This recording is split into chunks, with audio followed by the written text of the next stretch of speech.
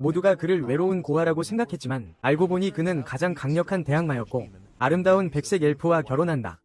이야기는 한 기사로부터 시작된다. 숲에서 여자를 구석으로 몰아 칼로 공격하는 기사.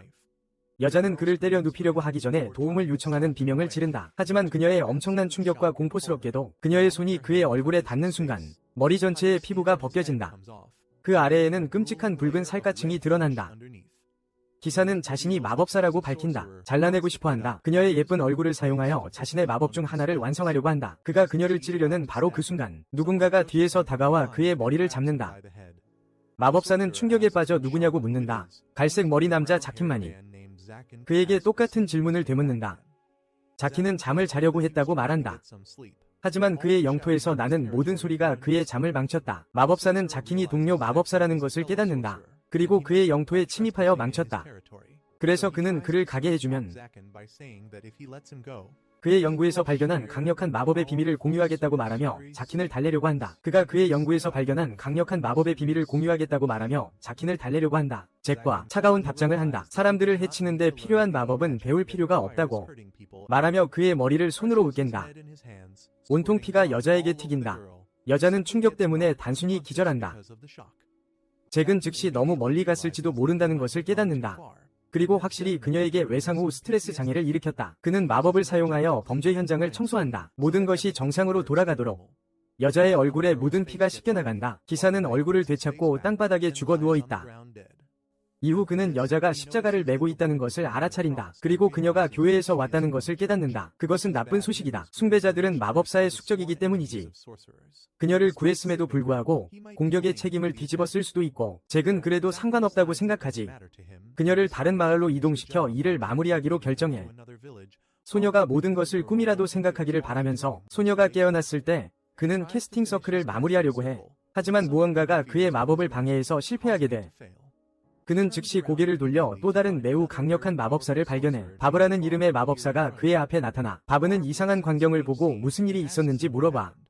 잭은 그저 영역에 들어온 불량배에게 교훈을 가르치고 있었다고 설명해. 자신의 영역에 들어온 불량배 말이야. 바브는 다른 마법사를 불량배라고 부르는 것에 동의하지 않아. 마법사의 유일한 목적은 힘을 추구하는 것이기 때문이지. 다른 사람들은 더 강해지기 위해 사용될 연료일 뿐이고. 자키는 이 말에 침묵해. 바브는 땅에 있는 여자에게서 엄청난 양의 만화가 나오는 것을 감지해. 그녀에게서 말이야. 그것을 그들의 마법에 사용해야 한다고 말해. 하지만 자키는 거절해. 자신은 희생 마법에 관심이 없다고 말하면서 다시 마법 포털을 만들어 소녀를 근처 마을로 이동시키기 위해서. 그는 자신의 방으로 돌아가려고 해. 그리운 낮잠을 자기 위해서. 하지만 바브는 좋은 이유로 자킨에게 왔다고 주장해. 13대 악마 중 하나가 죽었다는 것을 밝혀. 그것은 자킨의 관심을 끌기에 충분했지. 대악마는 마법의 정점이야. 그 칭호를 얻은 자는 만화가 증폭되고 하위 랭크 마법사를 지휘할 수 있는 힘을 갖게 돼. 바브는 가장 강력한 대악마인 마르코가 1000년을 살았다고 설명해. 죽었고 그의 소유물에 대한 거대한 경매가 있을 것이라고 해. 그의 영토에서 말이야. 이것은 잭을 설득하여 그곳으로 가게 만들지. 하지만 그는 바브가 그와 함께 가는 것에 짜증을 내. 바브가 그를 초대한 이유를 알고 있기 때문이지. 기생충처럼 그의 돈을 사용하여 물건을 사려고 말이야. 그들은 대악마의 영역에 도착했어. 카이노이드라는 번화한 도시지. 경매에 온 사람들로 이미 넘쳐나고 있어요. 물건을 사고 팔면서 말이죠. 반면 노예들은 어두운 골목길에 앉아 미래의 주인을 기다리고 있어요. 자키는 삼엄한 경비를 알아차립니다. 그는 최근에 마법사들이 엄청난 만화를 가진 소녀들을 납치하고 있다고 설명합니다. 자신의 마법에 사용하기 위해서요. 이것이 공포를 불러일으켰죠. 자키는 왜 누군가가 그렇게 위험한 짓을 하려는지 궁금해합니다. 교회에 맞서 싸움을 걸면서 말이죠. 그들은 뭔가 큰 것을 소환할 계획이라고 의심합니다. 악마 같은 것을 말이죠. 두 사람은 경매장에 들어가 자리에 앉습니다. 진행자가 물품을 경매에 붙이려고 애쓰는 동안 흥분한 관객들에게 말이죠. 바브는 그들이 유명 인사들 한가운데 있다고 지적합니다. 가장 강력한 마법사들도 포함해서요. 그들은 늦은 마르코의 후보자로 고려되고 있습니다. 대악마의 자리에 자키는 후계자가 어떻게 결정되는지 묻습니다. 바브는 대답합니다. 남은 12명이 대악마들이 토론하고 누가 가장 가치 있는 마법사인지 결정하여 왕좌를 받을 자격을 준다고요. 결국 진행자는 경매의 마지막 물품을 위해 분위기를 고조시킵니다. 그것은 순종 엘프로 밝혀집니다. 희귀한 마법 종족이죠. 인간보다 신과 자연에 더 가까운 존재들이죠. 자킨이 그녀를 보는 순간 그녀의 아름다움에 압도당하고 심장이 뛰기 시작합니다. 진행자는 $10,000에서 입찰을 시작합니다. 자키는 즉시 $1,000,000를 부릅니다. 그것은 모든 사람을 놀라게 합니다.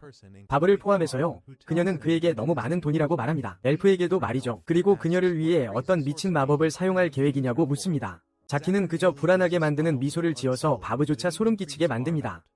그는 즉시 뛰어내려 엘프를 자세히 살펴봅니다. 그리고 그녀의 목에 있는 사슬을 발견합니다. 진행자는 그녀가 탈출하는 것을 막기 위해 거기에 있는 것이라고 말합니다. 하지만 누구도 그 목걸이를 부수는데 성공하지 못했습니다. 그날 밤, 자킨의 성이 있는 숲 깊숙한 곳에서 그는 대화를 시도하기로 결심합니다. 하지만 오랜 기간 동안 모태솔로였던 그는 여성에게 말을 거는 방법을 배우는 것이 불가능해졌습니다. 무슨 말을 하기도 전에 다행히 엘프가 먼저 말을 걸어 질문을 해도 되는지 묻습니다. 그는 즉시 그녀의 목소리에 달콤함에 매료됩니다. 그리고 쿨한 척하려고 하지만 대신 짜증난 것처럼 들립니다. 그녀에게 질문하라고 말할 때 말이죠. 그녀는 자신을 네피라고 소개합니다. 그리고 슬픈 눈으로 자신이 어떻게 죽을 것인지 묻습니다. 자키는 그녀의 심각한 오해에 충격을 받습니다. 그리고 그는 그녀를 죽이지 않을 것이라고 즉시 말합니다. 그녀는 그것이 죽음보다 더 끔찍한 운명을 맞이할 것이라고 믿게 만듭니다. 방에 있는 고문 도구를 본 후에요. 자키는 당황합니다. 왜냐하면 그는 이전 주인의 물건들을 치우지 않았기 때문입니다. 너무 게을러서요. 그는 그것들이 단지 장식용이라고 변명합니다. 그리고 자신이 마법사임에도 불구하고 어떤 이유로든 그녀를 고문하거나 죽이는데 관심이 없다고 주장합니다. 그는 그녀에게 가족이 있는지 묻습니다. 하지만 그녀는 자신이 고아이고 저주받은 아이이기도 하다고 주장합니다. 하지만 더 자세히 설명하지는 않습니다. 그러고 나서 그녀는 희생이나 고문이 아니라면 왜 그가 그녀를 사는지 묻고 아직 그녀에게 노골적으로 호감을 보일 수 없기 때문에 그는 그녀에게 그것을 알 필요가 없다고 말합니다. 그는 그녀에게 다가가 그녀가 머물 수 있는 방을 찾아봐야 한다고 말합니다. 그녀는 이것을 그녀가 죽을 곳을 고를 것이라고 말하는 것으로 해석합니다. 그것을 깨닫게 만들면서 이 소녀는 아마도 아주 어린 나이에 노예가 되었을 것입니다. 그리고 평생 마법사에게 팔릴 것이라는 말을 들었습니다. 그녀를 희생시킬 사람이요. 그것이 그녀가 믿는 유일한 것입니다. 이것은 그에게 자신의 힘든 어린 시절을 떠올리게 합니다. 고아였을 때 음식을 훔치고 싸워야 했던 때를요. 그것은 그를 그녀에게 더욱 동정심을 갖게 만듭니다. 그는 그녀가 필요하기 때문에 살려두고 싶다고 말합니다.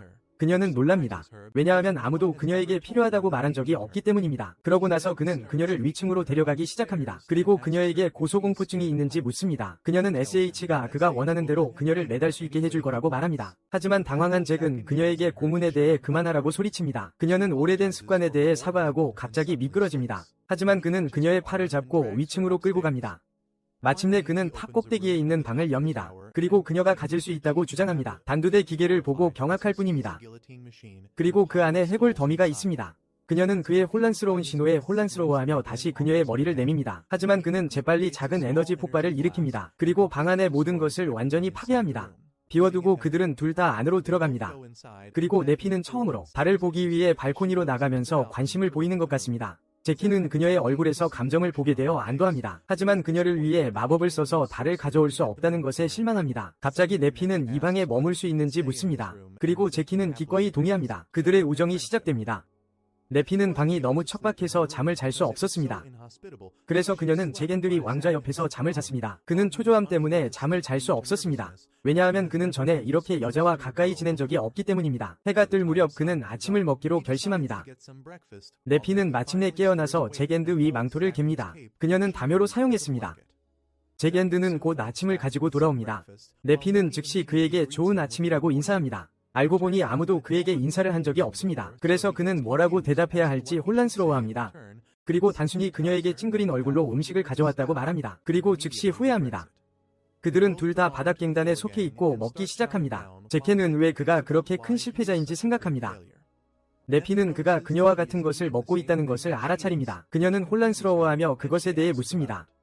이것은 그가 먹고 있는 음식이 너무 평범하고 노예화되지만 그렇게 먹는다는 것을 깨닫게 합니다. 그는 자신이 항상 실망스러울 것이라고 깨닫고 다시 육포 조각을 먹기 시작합니다.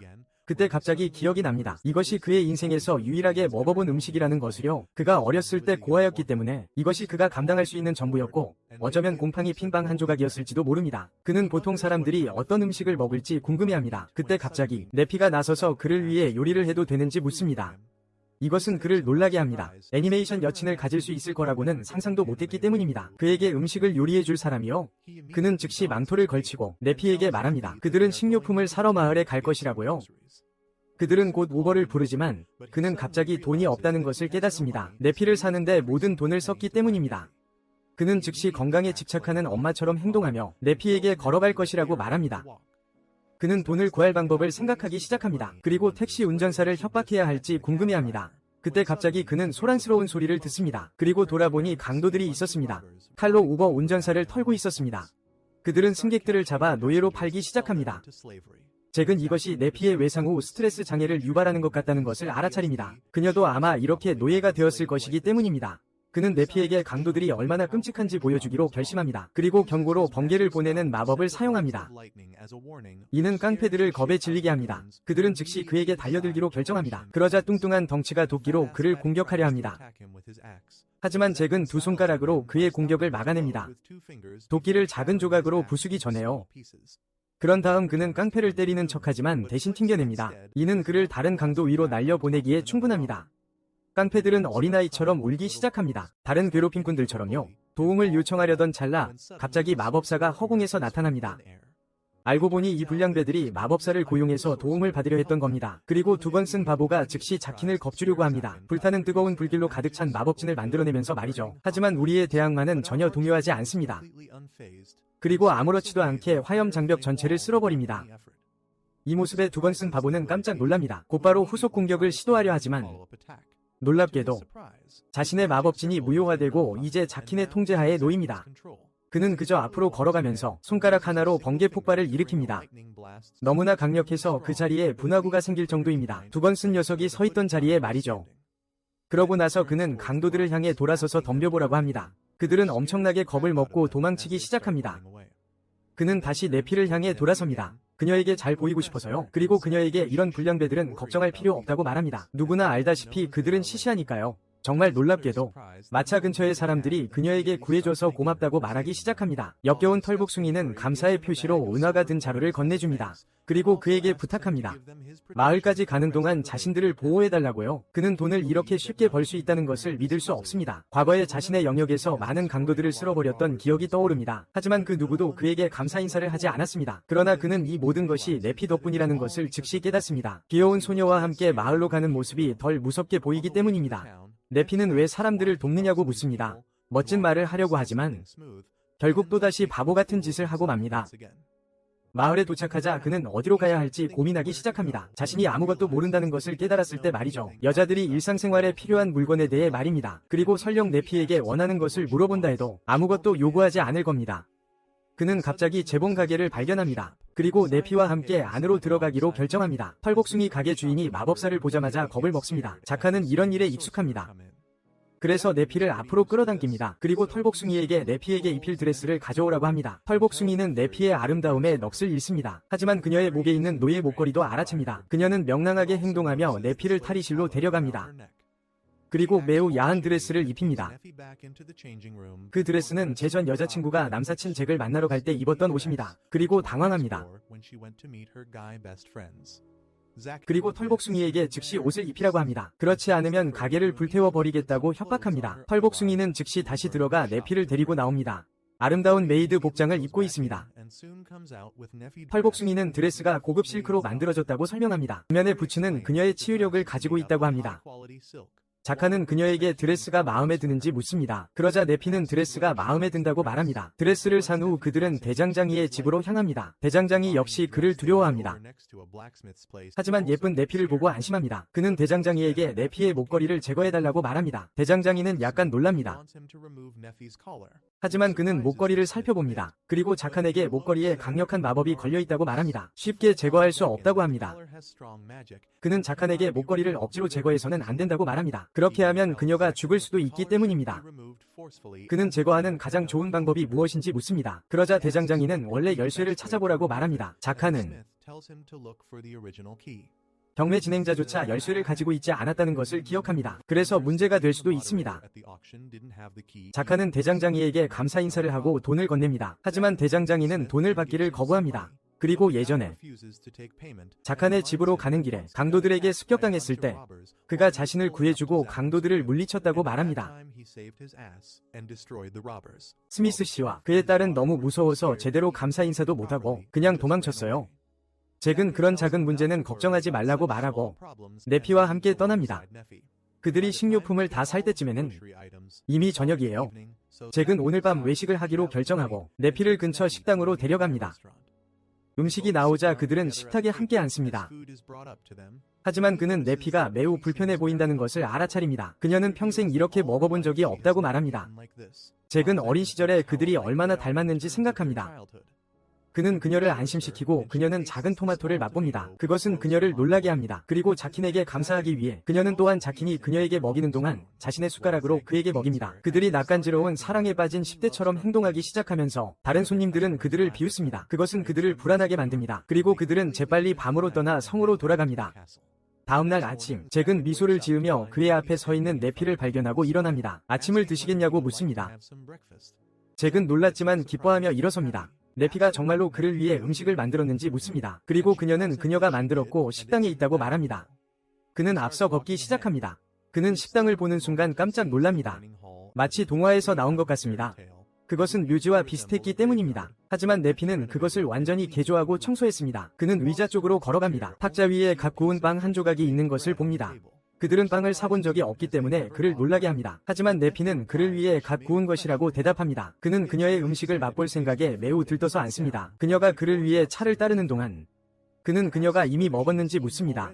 하지만 그녀는 고개를 저으며 자키는 그녀에게 식탁에 합류하라고 말합니다. 하지만 그녀는 그를 위해 음식만 만들었다고 대답해요. 자신을 위해 아무것도 만들지 않은 것을 잊었기 때문이죠. 잭은 그녀에게 자기 음식을 반 나눠 먹으라고 해요. 하지만 의자가 하나밖에 없다는 걸 알아차리죠. 그래서 그는 그녀에게 자기 무릎에 앉으라고 해요. 둘 다 당황스러워해요. 하지만 네피는 마침내 그의 무릎에 앉고 그는 자신의 손으로 그녀에게 먹여줘요. 그녀는 그에게 수프를 먹여주면서 보답하죠. 그는 그녀에게 앞으로 모든 식사를 함께 할 거라고 말해요. 그 후 며칠이 흘렀어요. 잭은 책을 읽느라 바빴어요. 그의 서재 계단에 앉아서 말이죠. 네피가 들어와서 그가 항상 무엇을 공부하는지 물어봐요. 그는 그녀에게 배우고 있는 것이 마법과 마법 주문이라고 말해요.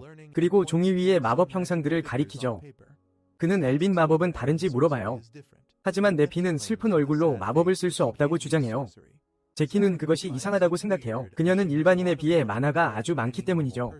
하지만 마법 상징을 그려서 기본을 보여주기 시작해요. 그리고 그의 만화 일부를 안으로 흘려보내죠. 작은 번개를 만들기 위해서요. 그는 그녀에게 원 안에 여러 가지를 추가할 수 있다고 말해요. 마법이 활성화될 시간 같은 것들이요. 영향을 미칠 지역 등등이요. 그리고 만화를 더 많이 넣을수록 마법은 더 강해져요. 그는 다시 한번 원의 만화를 넣어 보여줘요. 이전보다 훨씬 더 큰 폭발을 일으키면서요.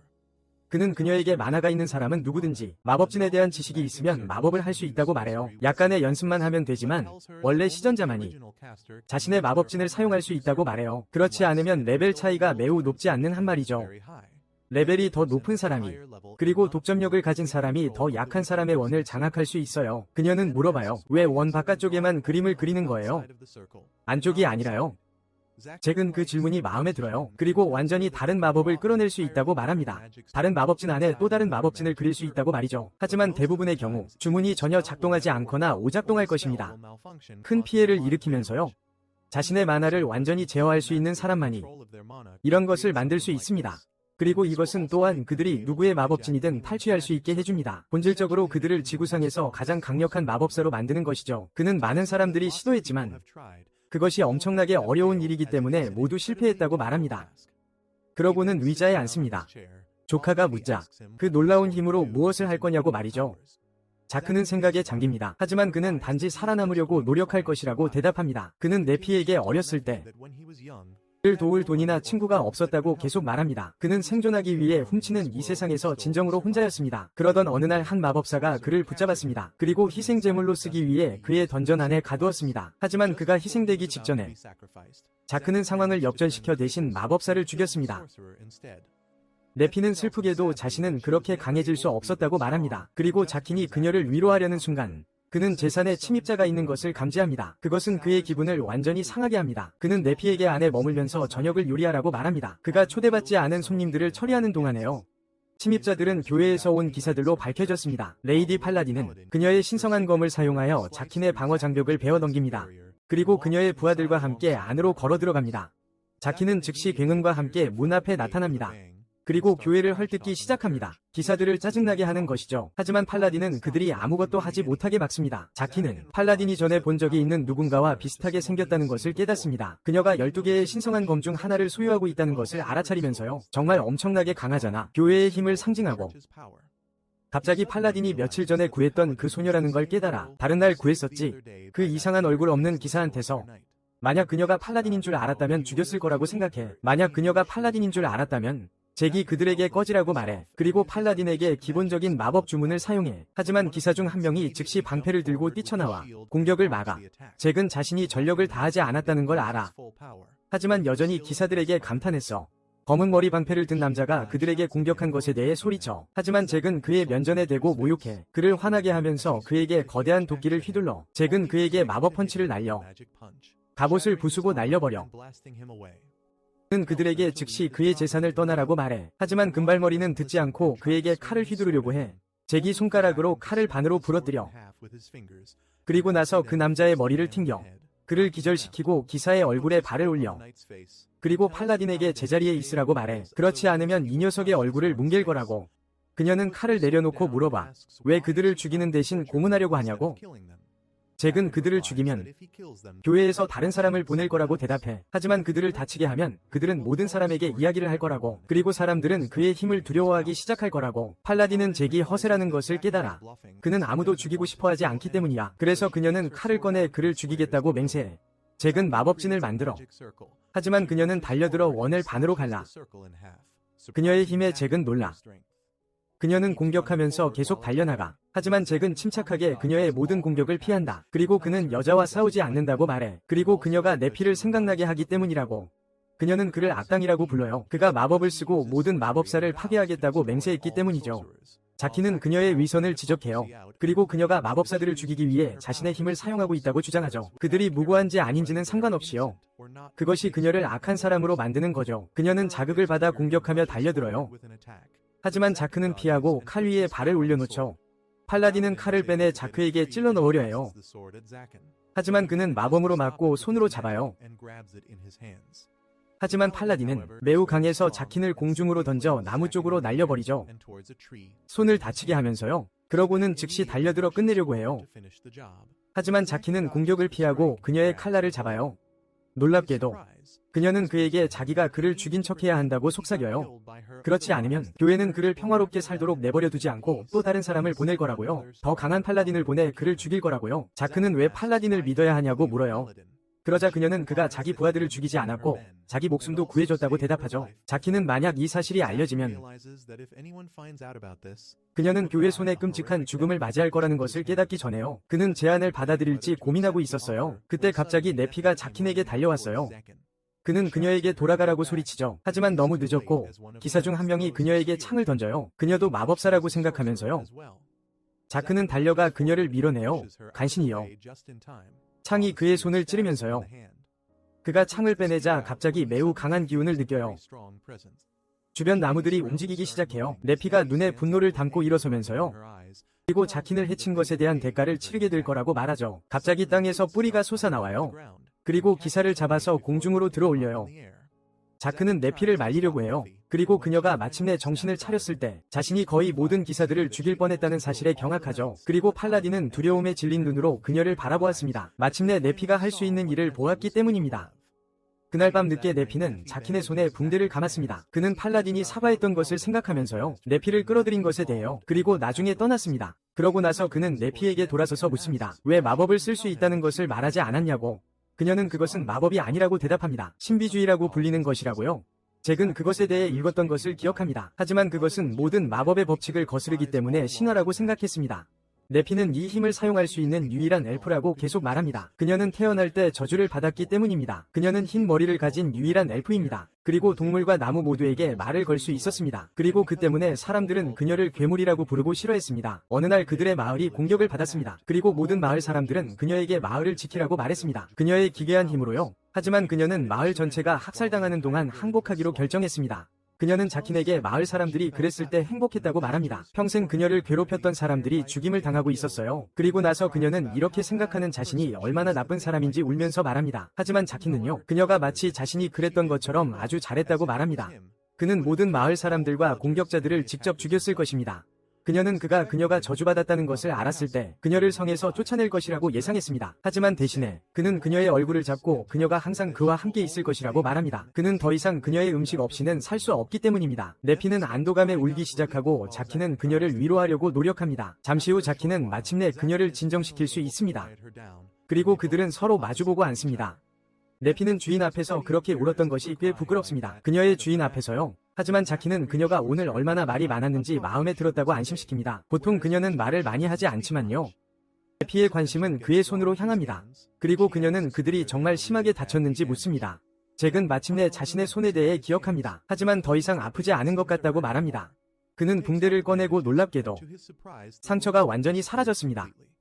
그는 네피에게 이것이 그녀가 한 짓인지 묻습니다. 하지만 그녀는 아무것도 하지 않았다고 말하며 부인합니다. 잭은 네피에게 잠재된 힘이 많다는 것을 깨닫습니다. 그리고 그녀는 무심코 그를 치료했음에 틀림없습니다. 그가 그녀의 머리를 팔에 안고 있었을 때 말이죠. 그는 그녀를 치료해준 것에 대해 네피에게 감사하고 그녀는 잠시 멍해 보입니다. 잭은 괜찮은지 묻습니다. 그러자 그녀는 그가 전에 한 번도 감사 인사를 한 적이 없다고 대답합니다. 그래서 그녀는 당황했던 것입니다. 잭은 자신이 얼마나 심하게 보였을지 깨닫고 끔찍함을 느낍니다. 감사 인사를 한마디도 하지 않았다는 것이 말이죠. 그녀가 매일 요리하고 그를 돌봐주었을 때 말입니다. 그는 즉시 그녀에게 사과합니다. 하지만 그녀는 그가 그녀의 주인이라고 주장합니다. 그래서 감사나 미안하다는 말을 할 필요가 없다고 합니다. 그날 밤 늦게 잭은 그의 왕좌에 앉아 쉽니다. 방금 겪은 긴 하루에 대해 생각하면서 말입니다. 그때 그는 기둥 뒤에 서 있는 네피를 발견합니다. 그녀는 당황한 얼굴로 그를 바라봅니다. 그리고 그와 함께 자고 싶은지 묻습니다. 이것은 잭을 당황하게 만듭니다. 무슨 말인지 이해하지 못합니다. 왜 그녀처럼 아름다운 여자가 그와 자고 싶어 할까요? 그는 그녀가 무슨 말을 하는지 알고 있는지 확인합니다. 네피, 순진하게 성 전체에 침대가 하나밖에 없다고 대답합니다. 그리고 토제킨이 그녀에게 주어 편안하게 잠을 잘 수 있도록 했다고 합니다. 반면에 그는 밤새도록 불편한 왕좌에 머무릅니다. 그래서 그녀는 생각했습니다. 그가 그녀와 함께 침대에서 자는 것이 더 편할 수도 있다고 말이죠. 잭은 네피가 얼마나 순수한지 생각합니다. 그리고 나서 그녀에게 그는 밤새도록 왕좌에서 깨어있다고 말합니다. 장벽이 유지되는지 확인하기 위해서라고요. 그리고 어떤 적도 성에 몰래 들어오려고 하지 못하게 하기 위해서라고요. 그를 방심하게 만들려고 말이죠. 그녀는 재빨리 상황을 파악하고 바닥에 앉습니다. 그에게 머리를 맡기라고 부탁하면서요. 그녀의 무릎에 말이죠. 그래야 적어도 의자에 앉아있는 것보다 조금이라도 더 편안할 테니까요. 잭은 무릎 베개를 제공받고 있다는 것을 믿을 수 없습니다. 그리고 바보만이 무릎 베개를 거절할 거라는 것을 알고 있습니다. 그래서 그는 기꺼이 받아들이고 왜 그녀가 그에게 그렇게 친절한지 묻습니다. 그러자 그녀는 자신이 저주받았다는 것을 알고 난 후에도 그가 여전히 그녀를 곁에 두고 싶다고 말했다고 대답합니다. 그리고 그의 신비한 힘도 받아들였고요. 그녀는 그에게 아무리 감사해도 모자랍니다. 잭은 그에게 감사할 필요가 없다고 말합니다. 그녀의 뺨에 손을 대기 전에 말이죠. 그는 그녀에게 마법을 제대로 사용하는 법을 배우고 싶냐고 묻습니다. 그는 오늘 본 바로는 그녀가 자신의 마법력을 제대로 제어하지 못한다는 것을 안다고 주장합니다. 하지만 그녀가 방출한 만화의 양은 엄청났습니다. 특히 그것의 거대한 덩어리가 억제되었다는 점을 고려하면요. 그녀의 목걸이 때문에 말이죠. 그는 기본적인 마법 배우기가 그녀가 얻는데 도움이 될 거라고 약속할 수 없습니다. 자신의 신비한 힘을 제어하는데 말이죠. 하지만 적어도 그녀는 자신을 더 잘 방어할 수 있을 것입니다. 그녀는 그에게서도 자신을 보호할 수 있는지 묻습니다. 그러자 잭은 차분하게 대답합니다. 그녀가 이미 교회 기사들로부터 그를 보호했다고 말이죠. 오늘 그녀는 자신을 제자로 받아줘서 고맙다고 말합니다. 그리고 많은 사람들이 그를 이해하지 못할 수도 있다고 말합니다. 그리고 그가 잔인하다고 생각할 수도 있고요. 하지만 그녀는 그가 친절한 사람이라고 믿습니다. 약자를 배려하는 사람이죠.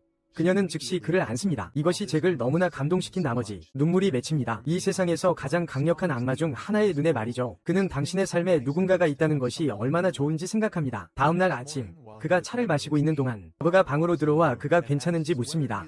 그는 잭이 교회에 의해 공격받았다는 소식을 들었기 때문입니다. 잭은 공격을 받았다고 주장합니다. 하지만 기사들은 매우 약했습니다. 바브는 그들 중 한 명이 신성한 검을 가지고 있었다는 소식도 들었다고 말합니다. 그리고 잭에게 팔라딘 소녀가 검을 가지고 있다고 말하죠. 꽤 강했다고. 성 주변의 장벽 몇 개를 부쉈대요. 그들이 이야기하는 동안 네피가 차를 가져오자 경매에서 차를 엎질렀던 그녀를 갑자기 기억하죠. 잭은 재빨리 마법을 써서 엎질러진 차를 막아요. 바브는 묻죠. 그가 그렇게 많은 돈을 주고 샀던 엘프와 같은 엘프냐고. 잭은 그렇다고 주장하죠. 바브가 왜 아직 희생시키지 않았냐고 묻자 잭은 자기는 야만인이 아니라고 대답해요. 대신 제자로 삼았다고요. 바브는 엘프를 옆에 두면 깨닫고 다시 앉죠. 자키는 아마 인간에게 알려진 모든 종류의 마법을 사용할 수 있을 거라고요. 자키는 네피를 물건처럼 이야기하는 것에 짜증을 느껴요. 네피가 마법으로 기사들을 쫓아냈다고 주장하죠. 바브는 밖에서 본 엉망진창을 기억해요. 자킨에게 악마 대공의 자리를 노리느냐고 묻죠. 자키는 네피를 해방시키기 위해 열쇠만 필요하다고 생각해요. 하지만 거짓말을 하고 자리를 원한다고 대답하죠. 자신이 선택될 가능성이 없다는 것을 알고 있어요. 마법에 대해 배우기 시작한 지 10년밖에 안 됐기 때문이죠. 반면에 다른 마법사들은 마법과 그 속성에 대해 연구해왔어요. 수백 년 동안. 그리고 엄청난 지식을 축적했죠. 그는 가까이 갈 수도 없어요. 바브는 마침내 일어나 떠나요. 네피는 그가 자킨의 친구냐고 묻죠. 자키는 친구가 없다고 즉시 부정해요. 하지만 네피는 그와 이야기하는 것을 즐거워하는 것 같다고 말하죠. 나중에 그날 그는 네피를 데리고 나가 마법 장벽을 고쳐요. 팔라딘이 파괴한 것이죠. 그녀가 그것으로부터 뭔가를 배울 수 있기를 바라면서요. 그날 이후 네피는 마법에 대해 배우기 시작했어요. 모든 집안일을 하면서요. 그녀는 기본적인 마법진에 대해 모두 배웠고 종종 음식을 요리했어요. 너무 맛있어서 잭은 그녀의 손에 키스하고 싶을 정도였죠. 그는 또한 그녀의 신비로운 예술 훈련에도 지쳤어요. 하지만 불행히도 잘 진행되는 것 같지는 않았어요. 아직 제대로 제어하지 못했기 때문이죠. 곧 네피는 마법의 기본을 모두 배웠어요. 그리고 잭은 기본적인 주문을 할 만큼 충분히 마법을 안다고 말했어요. 그녀는 이 칭찬에 너무 기뻐했어요. 그리고 축하로 멋진 저녁을 만들겠다고 말하죠. 그가 그녀와 함께 살기 시작한 지 한 달이 지났어요. 마법새가 자킨의 장벽에 들어가려고 할 때요. 하지만 그는 마법진을 사용하여 막았어요. 머리가 2개인 새는 침착하게 작은 봉투를 그에게 전달했어요. 그리고 즉시 날아가 버렸죠. 잭은 편지를 열어봤어요. 12명의 대악마가 그를 소환했다는 것을 알게 되었죠. 마법사들의 도시로 오라고요. 다음날 아침, 그는 도시로 내려가 지하층으로 들어갔어요. 이전 13대 대악마가 성으로 사용했던 곳이었죠. 그는 거대한 문으로 들어갔어요. 온갖 종류의 마법사들로 가득 차 있는 것을 발견했을 뿐이죠.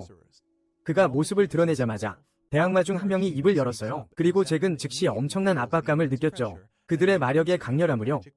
그들이 그를 완전히 압도했기 때문이죠. 그들은 그가 얼마나 젊은지에 대해 이야기하기 시작했어요. 그때 잭은 정신을 차리고 가짜 용기를 내어 대악마들에게 그를 여기로 데려온 이유를 물었어요. 단지 시간을 낭비하려는 건지 아니면 그에게 할 말이 있는지 말이죠. 대악마 중 한 명이 그의 용기를 칭찬했어요. 그들에게 그렇게 말하는 것에 대해서요. 그리고 본론으로 들어가서 그에게 말했어요. 그가 13대 대악마 자리에 선정되었다고요. 바로 그 후에 대악마는 공중에 붉은 마법 문장을 만들어냈어요. 그 안에 엄청난 양의 만화가 집중되어 있었죠.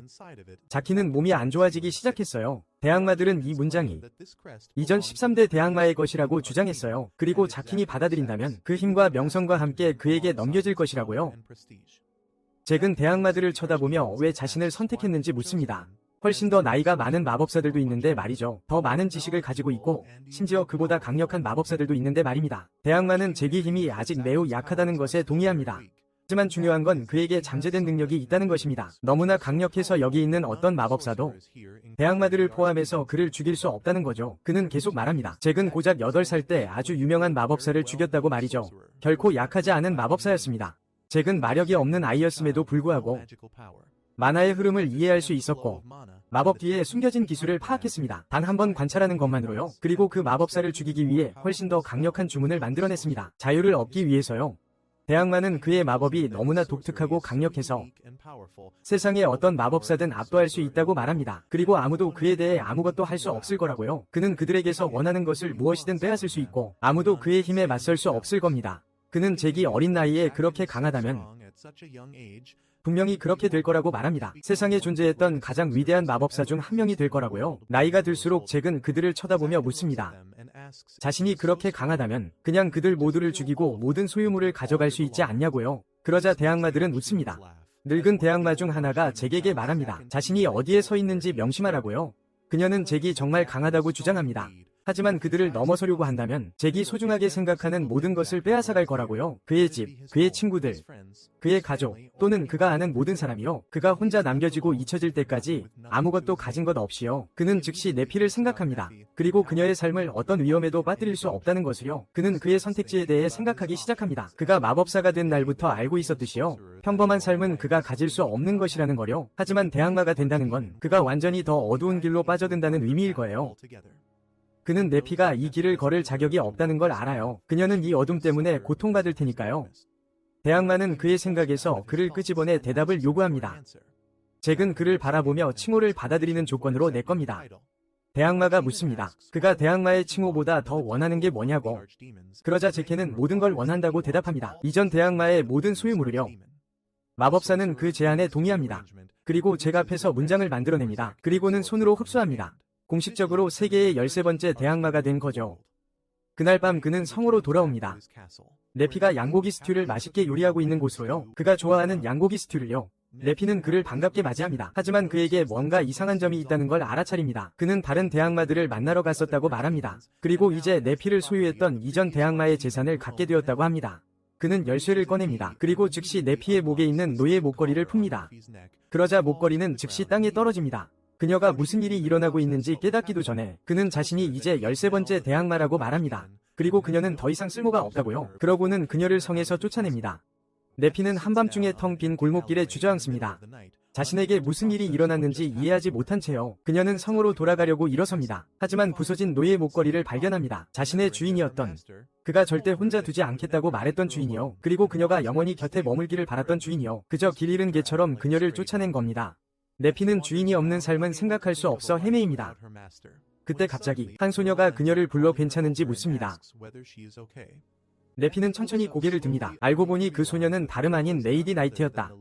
한 달 전에 그들을 공격했던 네피는 너무나 끔찍한 상태였다. 그래서 그녀는 팔라딘이 그녀의 목숨을 앗아가려고 왔다고 믿는다. 하지만 도망치는 대신에 그녀는 두 팔 벌려 죽음을 받아들이고 기사에게 그녀를 죽이라고 말한다. 그녀는 주인님 없이 살 의향이 없기 때문이다.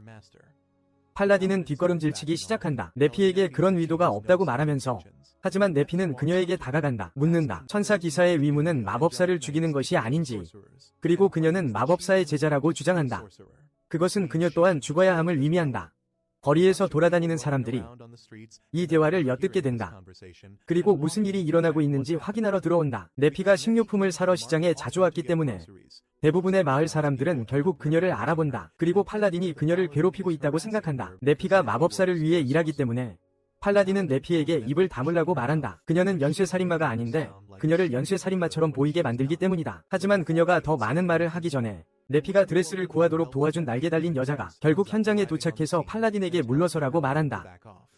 기사는 즉시 네피에게 해를 끼치고 싶지 않다고 설명하려고 한다. 하지만 군중은 이미 흥분했고 어떤 변명도 들으려 하지 않는다. 그들은 팔라딘에게 욕설을 퍼붓고 이름을 부르기 시작한다. 너무 심해져서 결국 바닥에 주저앉아 버린다. 그리고 눈물을 펑펑 쏟기 시작한다. 다행히 네피가 나선다.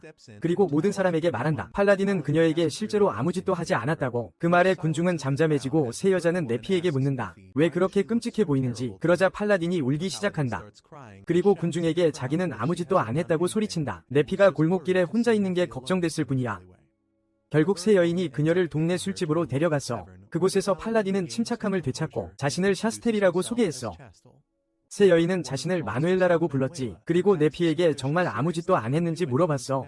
왜냐하면 그녀를 알아보는 것 같았거든. 네피는 마누엘라를 막으며 싸우긴 했지만 샤스텔은 자기를 해치려 한 적이 없다고 말했어. 공격한 건 그녀 부하 중 하나였다고. 샤스텔은 네피가 공격했던 남자가 그녀의 신비한 마법으로 엄청난 PTSD를 겪어서 이제 작은 식물조차 쳐다볼 수 없게 됐다는 걸 생각했어. 그것들이 자기를 잡아먹을까 봐 두려워서 술집 요리사가 네피에게 음식을 좀 줬어. 하지만 그녀는 돈이 없다고 말했지. 마누엘라는 자기가 알아서 할 테니 먹으라고 했어. 하지만 샤스텔에게는 자기 음식은 알아서 해야 할 거라고 말했지. 네피는 음식을 먹어봤어. 그러자 자킨에게 요리해줬던 양고기 스튜가 생각났어. 너무나 큰 사랑으로 눈물이 즉시 고이더니 완전히 울기 시작했어. 샤스텔은 걱정스러운 표정으로 무슨 일이 있었냐고 물었지. 네피는 자킨에게 쫓겨났다고 말했어. 그러면서 엉엉 울기 시작했지. 샤스텔과 마누엘라는 그녀를 위로하러 달려갔어. 마누엘라는 간신히 그녀를 달랬고 음식을 다 먹은 후 네피는 그들에게 무슨 일이 있었는지 말했어. 샤스텔은 그가 꽤 괜찮은 사람인 줄 알았다고 말했어. 하지만 이제 보니 네피를 자기 이익을 위해 이용했을 뿐인 것 같다고. 하지만 네피는 자크를 옹호하며 그런 사람이 아니라고 주장했어. 마누엘라는 그가 그녀를 쫓아내기 전에 무슨 일이 있었는지 물었어. 네피는 그가 집에 와서 자신이 대항마가 되었다고 말했다고 했어. 이 말에 둘 다 놀랐어. 그리고 그들은 네피에게 설명했어. 이 마을 전체가 13대 대악마에 의해 거의 운영되고 있다고. 그는 꽤 괜찮은 사람이었어. 하지만 그가 죽은 후 상황이 나빠지기 시작했지. 그리고 소녀들이 마법사들에게 납치당하기 시작했어요. 차스텔, 희생제물로 쓰려고요. 그녀는 주장하죠. 교회는 대악마들이 자신들의 숙적이라고 믿는다고요. 하지만 성검은 단 12자루 뿐이고 대악마는 13명이나 되잖아요. 기사들이 불리하다는 거죠. 공정한 싸움을 위해 교회는 가장 약한 신입 대악마를 공격하려 해요. 아직 힘이 강하지 않으니까요. 죽이기 더 쉽다는 거죠. 네피는 자킨이 자신을 보낸 이유가 그것 때문인지 궁금해해요. 하지만 차스텔이 그녀의 생각을 끊죠. 자킨이 소녀들을 납치할 수 있다고 생각하는지, 제물로 쓸 수 있다고 생각하는지 묻죠. 네피는 재빨리 자킨을 변호해요. 그는 누구를 제물로 쓰는데 관심이 없고 대부분의 시간을 마법책을 읽는데 보낸다고 주장하죠. 차스텔은 결국 그녀의 말을 믿게 돼요. 자킨이 그녀와 싸울 때 많이 봐줬다는 걸 기억하니까요. 그녀는 단지 여자라는 이유로요. 그녀는 네피에게 처음 그를 봤을 때 그가 슬퍼 보였다고 말하죠. 다른 사람의 도움과 연민이 필요해 보였다고요. 네피는 차스텔이 무슨 말을 하는지 완전히 이해해요. 그녀와 함께 있을 때 그가 얼마나 행복해했는지 기억하니까요. 다시 행복해지려면 그녀의 도움이 필요할지도 모른다고 생각하죠. 그리고 테이블에서 일어나요. 자킨에게 돌아가겠다고 말하면서요. 마누엘라와 차스텔은 모두 일어나서 그녀가 괜찮을지 물어봐요. 혼자 나가는 게요. 네피는 그래도 가야 한다고 주장해요. 제칸이 엄청 강하긴 하지만 누구도 쉽게 그를 이길 수 없지만요. 그도 다칠 수 있으니까요. 그리고 이 세상 누구도 혼자 남겨진다면 행복할 수 없잖아요. 그녀는 새로운 영감을 얻어 그들을 향해 돌아서요. 그녀는 스승님을 지지하고 싶다고 말하죠. 어려울 때요. 차스텔은 미소를 지으며 말하죠. 그렇다면 그녀도 함께 가서 위무를 다하겠다고요. 네피는 걱정하며 그녀에게 다시 싸울 건지 물어봐요. 곧바로 자신은 그저 그녀를 성까지 호위할 뿐이라고 말합니다. 게다가 그녀는 마법사가 있다고 주장합니다. 범죄를 저지르기 위해 제킨의 이름을 사용하고 있다는 것이죠. 그 과정에서 그에게 누명을 씌우고 있습니다. 그리고 그녀는 이 사악한 마법사가 누구인지 알아내고 싶어합니다. 갑자기 선술집 문이 열리고 전에 샤스텔과 동행했던 3명의 기사가 안으로 나타납니다. 그들은 네피를 보자마자 바로 겁에 질립니다. 그리고 PTSD를 앓고 있는 남자는 발작을 일으켜 쓰러집니다. 갑자기 주변 전체가 어둠에 휩싸이기 시작합니다. 아무도 벗어날 수 없는 어둠이죠. 어둠이 네피를 덮치는 동안 샤스텔은 마누엘라를 밀어냅니다. 그녀를 구출하면서 밖으로 날아갑니다. 제킨이라고 주장하는 어둠 속에서 우렁찬 목소리가 울려 퍼집니다. 그리고 기사들에게 말합니다. 두 소녀를 모두 자신의 성으로 데려갈 것이라고요. 그리고 자신의 힘을 키우기 위해 그들을 희생할 것이라고요. 한편 제킨은 달을 바라봅니다. 네피를 기억하면서요. 교회의 일부 기사들은 땅바닥을 기어 다닙니다. 대악마에게 완전히 무력한 채로요. 그들은 심지어 3명의 고위 기사가 함께해도 제킨에 대한 기습 공격조차 이길 수 없다는 것을 믿을 수 없습니다. 그는 뒤돌아서서 그들에게 그다지 강하지 않다고 말합니다. 게다가 그는 아무것도 할 필요조차 없었습니다. 네피가 훈련할 때 놓은 함정에 그냥 빠졌기 때문입니다. 이것은 그를 슬프게 만듭니다. 하지만 그는 이것이 최선이라고 스스로에게 상기시킵니다. 이제 아무도 그녀를 해치려고 하지 않을 것이기 때문입니다. 그리고 그녀는 마을에서 충분히 많은 친구를 사귀었고 그들이 그녀를 도울 것입니다. 그는 성으로 다시 움직이기 시작합니다. 기사 중 한 명이 그의 다리를 붙잡을 때요. 그리고 샤스텔을 해치지 말라고 말합니다. 그녀만이 그가 진짜 납치범이 아니라고 생각하기 때문입니다. 그가 이것을 이해하기도 전에 마누엘라는 결국 기사 위로 뛰어오릅니다. 그녀와 말다툼을 시작하는 사람이요. 이것에 짜증이 납니다. 잭은 그들을 숲 밖으로 내쫓을 준비를 해요. 하지만 마누엘라는 그를 향해 네피가 납치당했다고 외쳐요. 그는 이 사실에 놀라요. 그녀를 제때 멀리했다고 생각했기 때문이죠. 하지만 너무 늦었던 것 같아요. 마누엘라는 그에게 네피를 구해야 한다고 말해요. 잭은 네피를 구하려 하면 자킨과 백색 엘프 사이의 관계가 명확히 드러날 거라고 생각해요. 그래서요. 마누엘라는 잭이 혼란스러워하는 모습에 화를 내요. 네피를 구하러 달려가야 하는데 말이죠. 그리고 네피가 돌아오고 싶어 했다고 말해요. 그는 그녀가 돌아오려 했다는 것을 믿을 수 없어 해요. 그가 그녀를 너무나 모질게 대하고 쫓아내는데도 말이죠. 그는 땅을 내려다봐요. 마누엘라에게 말하죠. 이 세상의 모든 마법사는 극도로 이기적이라고요. 그도 예외는 아니면 그래서 네피를 찾아 되찾아올 거라고요. 네피는 그의 것이고 누구의 것도 아니기 때문이죠. 그는 네피를 반드시 안전하게 지키겠다고 맹세해요. 세상을 희생해야 할지라도요. 그는 몸을 돌려 마법진을 소환해요. 그리고 마누엘라에게 함께 가겠냐고 물어요. 마누엘라는 즉시 동의해요. 하지만 놀랍게도 기사단 전체가 그에게 달려들어요. 샤스텔을 위해 싸워야 한다며 그들을 데려가 달라고 애원하죠. 그는 그들에게 떨어지라고 말해요. 그래야 최소한 마법을 먼저 시전할 수 있으니까요. 그리고 준비를 시작해요. 한편 네피는 잠에서 깨어나요. 샤스텔과 함께 벽에 묶여있는 자신을 발견하죠. 성기사는 그녀에게 괜찮은지 물어봐요. 네피는 괜찮다고 말하죠. 하지만 족쇄 때문에 만화가 흐르지 않아요. 갑자기 멀리서 목소리가 들리고 그림자 형체가 나타나요. 그는 다름 아닌 음모를 꾸미는 뱀, 바브였죠. 네피는 그를 자킨의 친구라고 생각했다고 말해요. 하지만 바브는 마법사에게 친구는 없다고 조롱해요. 자킨이 8살 때 유명한 마법사를 죽였다고 주장하죠. 그 마법사는 다름 아닌 바브의 스승이었고요. 그 후에요. 결국 자킨이 마법사의 성과 모든 돈을 상속받았죠. 네피를 사기 위해 다 쓰기 전에요. 그는 그녀에게 모든 부와 성이 자기 것이라고 말해요. 자킨의 것이 아니고요. 그리고 그는 13번째 대항마가 되어 꿈을 이루려고 해요. 네피를 희생시켜 필요한 모든 힘을 얻음으로써요. 네피가 입을 열어요. 그리고 그의 모든 계획이 헛될 거라고 말하죠. 왜냐하면 자킨은 이미 13번째 대항마가 되었기 때문이에요. 이것은 바브에게 정말 충격적이에요. 그가 그토록 원했던 것조차도요. 자킨에게 빼앗겼다는 사실에 화가 났죠. 그는 화가 나서 네피를 잡아 마법진으로 끌고 가요. 그 둘을 희생시키면 엄청난 힘을 얻을 거라고 주장하면서요. 그 둘을 희생시키면요. 자킨보다 더 강해져서 그를 짓밟을 거라고요. 그는 다시 그녀를 끌기 시작해요. 하지만 네피는 반격하며 자킨의 것이라고 주장하죠. 그리고 바브처럼 하찮은 사람이 만져서는 안 된다고요. 이것은 그를 화나게 했고 그는 그녀를 마법으로 공격하려 했어요. 하지만 갑자기 잭이 먼지 속에서 나타나면서 동굴에 구멍이 뚫렸어요. 그를 믿어줘서 네피에게 감사하며 그녀를 구할 것을 약속하죠. 바브가 자이엔에게 물어봐요. 그가 납치 사건의 배후에 있다는 것을 언제부터 알았냐고요. 그러자 그는 얼굴 도둑을 봤을 때부터 시작됐다고 대답해요. 그 녀석은 엄청 약해서 장벽을 뚫을 수 없었을 거예요. 혼자서는 성을 둘러싸고 있는 장벽을요. 그래서 뒤에 누군가 지원해줘야 했을 거예요. 자키는 장벽을 깨는 습관이 있는 사람을 단 한 명밖에 몰랐어요. 그리고 그의 영역에 들어오는 사람이요. 그것은 바브 자킨이 아는 사람이었어요. 바브는 차원 주머니를 만드는데 능숙하다는 것을요. 그리고 그것들을 사용하여 물건을 운반하고 소환하는데 능숙하다는 것을요. 그는 말하죠. 얼굴 도둑과 성기사들을 처리한 직후에요. 바브가 결과를 확인하려는 듯이 그의 문 앞에 나타났어요. 그 모든 일 후에 그를 의심하지 않는다면 바보 같은 짓일 거예요. 바브는 비웃으며 물어봐요. 왜 그는 그걸 알고도 여전히 그를 환영하고 차를 대접했을까? 잭은 그의 계획을 알아내고 싶었을 뿐이라고 대답한다. 잭은 그러고 나서 그를 보자 얼굴을 붉히는 네피에게로 시선을 돌린다. 그는 바브가 그의 여자를 다치게 한 것에 대해 용서받지 못할 것이라고 선언한다. 그리고 그에게 마법 공격을 보낸다. 바브는 그것을 막으려 하지만 갑자기 잭이 그에게 달려들어 깔끔하게 팔을 부러뜨린다. 다음 그는 다리를 못쓰게 만들고 바브는 고통의 비명을 지르며 무릎을 꿇는다. 잭은 그러고 나서 네피에게 가서 그녀를 족쇄에서 풀어준다. 그는 그녀에게 다치게 했는지 초조하게 묻고 그녀는 눈물을 글썽이며 그에게 달려간다. 그녀는 다쳤지만 그가 그녀보다 훨씬 더 다쳐 보였다고 말한다. 그녀는 그가 그녀의 주인이라고 말한다. 그리고 그가 그녀가 더 이상 필요 없다고 말한다면 그녀는 그것을 받아들여야 하지만 그녀는 그를 혼자 두고 싶어 하지 않는다. 그리고 그가 다쳤다는 것을 알고 고통스러워한다. 그녀는 그의 가슴에 얼굴을 묻고 그에게 다시는 혼자가 되지 말라고 부탁한다. 잭. 그리고 그는 그녀를 버린 것에 죄책감을 느껴 그녀를 안는 것을 망설인다. 하지만 그는 그 감정을 극복하고 그녀를 껴안는다. 그때 바브는 회복했고 그는 잭에게 몰래 공격을 가한다. 그리고 뒤에서 네피는 걱정한다. 하지만 잭은 그녀에게 아무 일도 일어나지 않을 것이라고 확신시킨다. 바브가 방금 시전한 마법진이 산산이 부서져 사라진다.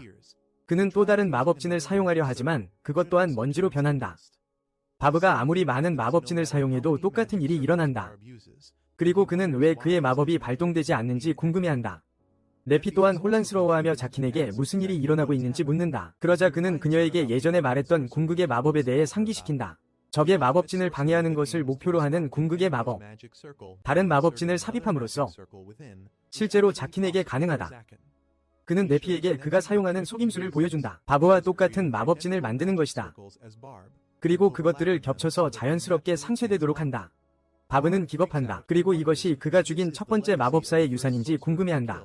하지만 잭은 그 늙은 마법사가 그것을 사용할 수 있었다면 그는 결코 죽지 않았을 것이라고 말한다. 그는 자신이 8살이었을 때의 이야기를 들려줍니다. 남자가 그를 납치했을 때 말이죠. 그리고 그는 그가 사용했던 마법진을 암기했습니다. 그때 자키는 필사적으로 자신의 목숨을 구하려고 했다고 주장합니다.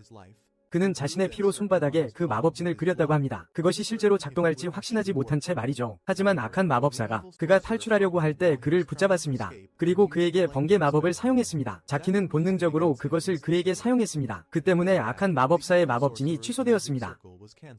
그리고 그는 자킨의 공격에 감전되었습니다. 바브는 그것은 단순한 요행이었다고 선언합니다. 그리고 그는 한 번에 수십 개의 마법진을 만듭니다. 하지만 자키는 몇 초 안에 그 모든 것을 취소합니다. 바브는 이제 희망을 잃었습니다. 왜냐하면 그가 방금 사용한 마법진 중 일부는 완전히 새로운 것이었기 때문입니다. 그리고 자키는 전에 그것들을 본 적이 없었습니다. 그는 어떻게 그 모든 것을 그렇게 쉽게 무효화할 수 있었는지 그에게 묻습니다. 자키는 바브에게 그는 형편없는 삼류 마법사라고 말합니다. 만약 그것이 그가 할 수 있는 최선이었다면요. 왜냐하면 아마추어조차도 그의 마법을 다룰 수 있기 때문입니다. 적절한 타이밍으로 말이죠. 그는 마법사가 된 후 마법 연구에 완전히 집중했다고 밝힙니다. 그리고 외부 세계와의 소통을 완전히 차단했습니다. 심지어 그의 거리 친구들조차 그를 찾아오지 않았습니다. 하지만 바브는 그가 찾을 수 있는 모든 기회에 그를 방문하러 왔습니다. 그리고 자킨이 그에게 자신의 땅에서 나가라고 말했을 때조차 말이죠. 그는 듣지 않았고 그들은 서로 싸우기까지 했습니다. 하지만 시간이 지나면서 자키는 그를 불가피한 성가심으로 받아들이기로 했습니다. 그리고 그들은 꽤 잘 지내기 시작했습니다. 바브는 그가 원했다면 언제든지 그를 죽일 수 있었다고 말합니다. 하지만 그는 그와 같은 녀석이 무엇을 성취할 수 있을지 궁금했습니다. 키는 그에게 자신의 진정한 능력을 맛보여주기로 결심합니다. 그리고 복잡한 다층 마법진을 소환합니다. 그것은 그가 이전에 파괴했던 바브의 모든 마법진을 흡수했습니다. 바브는 그에게 자신의 마법진을 먹어치웠는지 묻습니다. 그러자 자키는 그것을 멋지게 표현했다고 대답합니다. 그는 바브에게 그는 진정으로 마왕 후보가 될 자격이 있었다고 말합니다. 그것은 자켄이 13번째 마왕이 되었을 때를 떠올리게 하네. 그에게 새로운 칭호, 마법사 살해자가 주어졌지. 자켄이 바브에게 자신의 칭호를 밝히자마자 그는 복잡한 마법진에 저장된 마력을 사용해서 그것을 바브에게 쏘아보내네. 바브는 정통으로 맞고 고통에 몸부림치며 쓰러지네. 그는 자신이 대항마라 할지라도 자켄의 주먹을 막을 수 없다는 것을 깨닫네. 하물며 그를 이기는 건 더더욱. 자켄이 그에게 다가가자 바브는 자비를 구걸하네. 패배를 인정하면서 그는 자신의 모든 지식을 주겠다고 맹세하고 다시는 그의 앞에 나타나지 않겠다고 하네. 그러자 자켄이 갑자기 멈춰서네. 바브는 자켄에게 옛날 좋았던 시절을 상기시키려 하고 그들이 어떻게 친구였는지 말하려 하네. 하지만 그는 그의 달콤한 말에 넘어갈 생각이 없네. 그는 또 다른 파괴적인 주먹으로 바브를 때려 동굴 전체를 흔들리게 하네. 하지만 먼지가 가라앉아 알고 보니 그는 그의 옆 땅을 때렸을 뿐이네. 그를 완전히 겁먹게 하려고 말이지. 자켄은 웃으며 바브에게 말하네. 그는 그를 죽이고 싶지 않으니 당황할 필요 없다고. 그 이유는 간단하네. 바브는 술에 대한 안목이 뛰어나고 자켄은 그가 가져오는 고급 와인을 계속 맛보고 싶어하네. 그는 바브가 자신에게 위협이 되지 않는다고 확신하고 있네. 하지만 그는 기분이 상하네. 그는 자켄에게 그가 자신을 살려준다면 시간이 얼마나 걸리든 반드시 그를 죽이겠다고 말하네. 자켄은 그에게 시도해봐도 좋다고 말하네. 하지만 지고 나면 자신에게 술을 대접해야 한다고 하네. 바브는 완전히 당황해서 묻네. 왜 자신을 죽이고 싶어하지 않는 거냐고. 그를 살려두는데 이득이 없는데도 말이지. 자켄은 단순히 그에게 이제 대항마가 되었으니 자신이 하고 싶은 대로 할 거라고 말하네. 그는 바브에게 그렇게 죽고 싶다면 더 강해져서 자신에게 진정한 위협이 되라고 하네. 네피는 이것을 보고 기뻐하고 그동안 매뉴알라는 샤스테를 구출했네. 갑자기 활성화됩니다. 잭은 바브에게 진지하게 진행하고 싶냐고 묻습니다. 방금 전에 엉망진창이 된 후에 말이죠. 바브는 자기가 아무것도 하지 않았다고 대답합니다. 잭은 마법진의 결함을 발견합니다. 전에 그가 때린 곳에서 열려 있었죠. 잭은 네피와 다른 여자아이들에게 도망치라고 소리칩니다. 마법진이 작동하기 시작하면서요. 그리고 엄청난 양의 만화가 공중으로 방출됩니다. 그는 바브에게 여기서 대체 무슨 짓을 하려고 했냐고 묻습니다. 그러자 그는 진짜 악마를 소환하려고 했다고 대답합니다.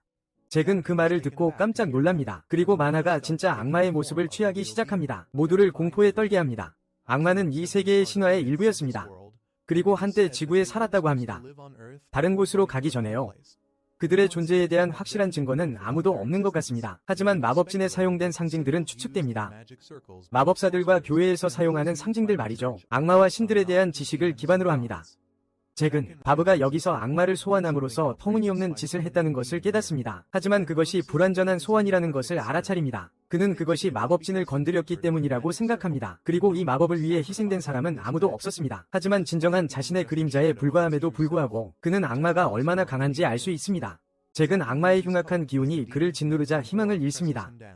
그는 악마가 그가 이전에 맞섰던 모든 대악마보다 훨씬 강하다는 것을 깨닫습니다. 그리고 그가 아무리 강해진다고 해도 그는 그것을 이길 수 없습니다. 악마는 촉수를 손으로 변형시켜 잭에게 다가갑니다.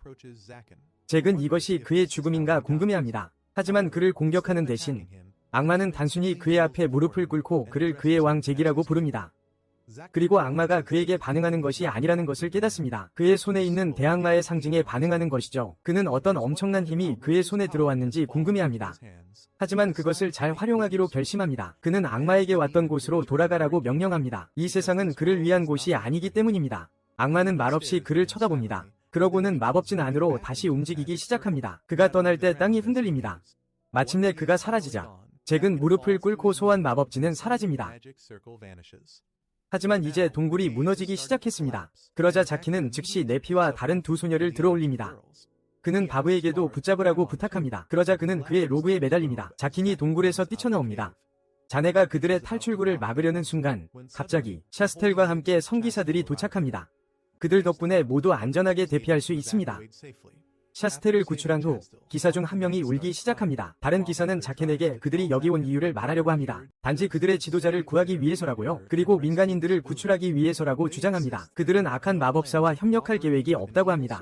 그와 같은 그러자 자켄은 그들에게 할 말이 끝나면 집으로 돌아가라고 간단히 말합니다. 기사들은 떠나면서 그를 저주합니다. 그러자 마누엘라도 그녀를 구해줘서 그에게 감사 인사를 합니다. 이야기를 나누자고 부탁하기 전에 그의 여자친구와 나중에 그녀 또한 잭을 떠났습니다. 그리고 바브에게 몸을 돌려 그와 싸울 계획이 있는지 묻습니다. 바브는 그를 마주할 힘도 용기도 없습니다.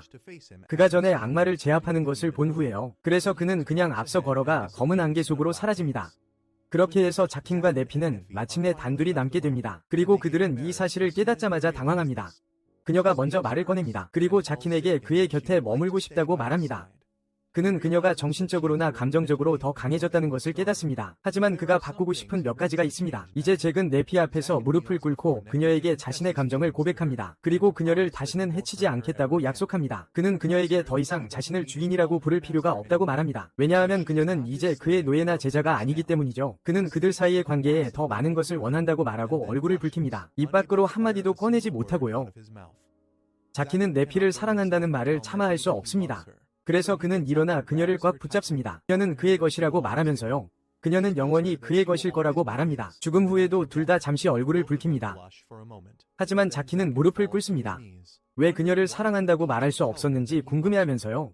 하지만 그가 방금 한 말은 네피를 기쁨에 눈물을 흘리게 하기에 충분했습니다. 그녀는 주머니에서 부서진 목걸이를 꺼냅니다. 그리고 자킨에게 다시 채워달라고 부탁합니다. 그녀는 자킨의 삶에 어떻게 들어왔는지 상기시켜주는 것으로 그것을 차고 싶어 합니다. 그리고 그는 그녀의 감정을 받아들입니다. 그는 부드럽게 그녀의 목에 걸어줍니다. 약혼 반지로는 조금 크다고 생각하면서요. 그 후 그들은 함께 해돋이를 봅니다. 그리고 네피는 그들의 관계가 이제 무엇이냐고 묻습니다. 그녀가 그의 노예나 제자가 아니라면요. 그는 그 말을 듣고 침묵하며 얼굴을 붉힙니다. 누군가가 그에게 답을 해주기를 바라면서요. 새로운 대악마에 대한 소식이 온 지역에 퍼집니다. 사람들은 자킨이 무섭게 생겼다고 말합니다. 하지만 실제로는 괜찮은 사람이라고요. 두 명이 동료 마법사, 눈에 띄는 대악마 후보였던 사람들도 이 소식을 듣습니다. 하지만 그들은 마법사가 자신들보다 훨씬 어린 사람이 자신들이 눈독 들이던 자리에 올랐다는 것을 신경 쓰지 않는 것 같습니다. 하지만 자킨을 그다지 좋아하지 않는 사람들도 있습니다. 새로운 대악마가 되는 것을요. 그 중에는 샤스텔을 지휘하는 주교도 있습니다. 그녀는 자킨을 사냥하는 임무에서 빠져나오고 싶다고 말합니다. 자킨을요. 그리고 심지어 그가 납치 사건에 대해 누명을 쓰고 있다고 증언합니다. 추기경은 그녀의 말을 매우 심각하게 받아들입니다. 그리고 즉시 그녀의 천사 기사 칭호를 박탈합니다. 샤스텔은 교회가 새로운 저점에 도달했다는 것을 깨닫습니다. 그들은 그녀를 검열하는 데 더 관심이 있기 때문입니다. 실제 문제를 처리하는 것보다요. 그녀의 부하들이 추기경이 실수하고 있다고 설득하려 하지만 그녀는 그들에게 입을 다물라고 합니다. 잭을 본 후 자신이 믿는 바를 굳건히 지키라고 말합니다. 그녀도 그처럼 되고 싶어 합니다. 그리고 결연한 위지로 추기경을 마주합니다. 샤스텔은 그녀의 성스러운 검을 추기경에게 넘겨줍니다. 천사 기사직에서 사임하면서 말이죠. 그녀는 한때 망상에 빠진 10대 소녀였던 자신을 회상합니다. 성스러운 검만 있으면 세상을 구할 힘을 얻을 수 있다고 생각했던 자신을요. 하지만 결국 그녀는 교회의 순종적인 하인이 되었습니다. 자신의 위지로는 아무것도 할 수 없는 하인이요. 그녀가 슬퍼하자 추기경은 너무 낙담하지 말라고 합니다. 때가 되면 자신이 내린 판단을 되돌릴 것이라고 확신시켜 줍니다. 그러면 그녀는 천사 기사로 복직될 것이라고요.